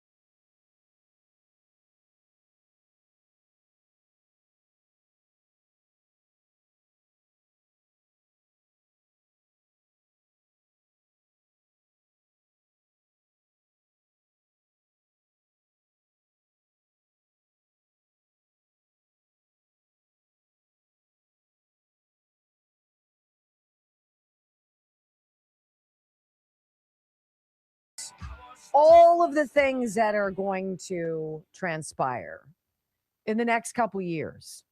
And God willing, this president, considered a lame duck, is going to have a robust end of his final 2 years in office. But there's a lot of stuff that has to come out. There are a lot of people out there who are still afraid of each other. There are a lot of people who bought into the whole fear campaign. There are a lot of people who prefer to keep their heads in the sand. And if this administration tells them anything, they won't believe it. And unfortunately, some of them are going to be left behind. I don't want that to be you. And I'll tell you what, I don't have a lot of specificity. I'm not sitting here with inside scoop data that I want to drop on you about this or that. But we all have this beautiful God-given thing. It's called common sense. And we got to start leaning into it a little bit more. And I hope the people in our orbits do. Because there's a lot of cleanup that has to happen. We're going to find out a lot of stuff about our government that is unsavory. We're going to find out when President Trump said, we're going to drain the swamp, and that was his battle cry starting in 2016, that you and I, quite frankly, haven't the foggiest notion how deep that goes, because it goes deeper than this iteration of the government. It goes deeper than the Biden crime family syndicate. It's deeper than Obama. It's Bush, it's Cheney, it's Obama, it's Clinton, it's all of them. And you have to ask yourself, how many presidents really have been elected rather than selected? How many people have we really voted for? I think we voted for Ronald Reagan. I think probably America voted for Barack Obama. Not because Barack Obama was anything fantastic, but because we were primed, we were told it's time. We've got to get this black mark off of our history. Let's have our first African-American president. It was the beginning of everything falling apart. It was the beginning of everything falling apart. Somebody who not only doesn't love this country, but never had plans to. That's dark. That's super nefarious. And it still baffles me. The many people who died in the Clintons' orbit, I think the number's like 52. Come on. For there to be very little interest whatsoever in the Obama's personal chef drowning while paddleboarding in like knee-high water. You know, if things just don't make sense, sometimes they're not supposed to. Sometimes you're supposed to step back and be like, yeah, I think you're dirty. I don't trust a damn thing you say. And that is where I am almost every single day. And it's hard because I don't want to be a downer, but I do believe that there is a story that must be told. And whether the predictions that a lot of people on the far right say, or there will be several days of darkness, not necessarily the sun won't come up, but where we will be forced to pay attention to a production, to an explanation, and it will be days that nothing else works, that your phone doesn't work, that the TV, it's not flipping on any channel you want, that when you fire up your laptop and you want to search whatever, all that you see is this chronology of what they've done to us and who those people are and how we've all paid such a price. I mean, I scratch my head when I see Todd Blanche come out about 2 hours ago and do a press conference on what they arrested 450 people accused of swindling American taxpayers out of over $6 billion. Can you imagine if all of that stopped, how much more money you would have, how much more peace of mind you would have, how much less stress would invade your nights, how much more you could plan and enjoy spending time with people, how much you could live in actual peace and prosperity. Imagine. I think it's that big a deal. I think that the staggering number of taxes, the dollar amounts that you and I pay in this country that go cycle into other people's bank accounts. I think if we found out, there would be all-out mutiny, maybe civil war. I don't know. Or maybe enough people would wake up and realize those of us on the right who've just been trying to wake them up, maybe they should give us the time of day. But I'm also keenly aware that some people will not be saved. And sadly, for a lot of us, it's people we love. I guess the best we could do is march forward, report all that we can, communicate with you, engage with you, and thank you for being a part of what we believe is a great joy, and that is the ability to speak with you every day. Thank you for being a part of the Wendy Bell radio program. Tomorrow's hump day. You know what that means. Yeah, I don't either, but we'll find out tomorrow. Next. Peace.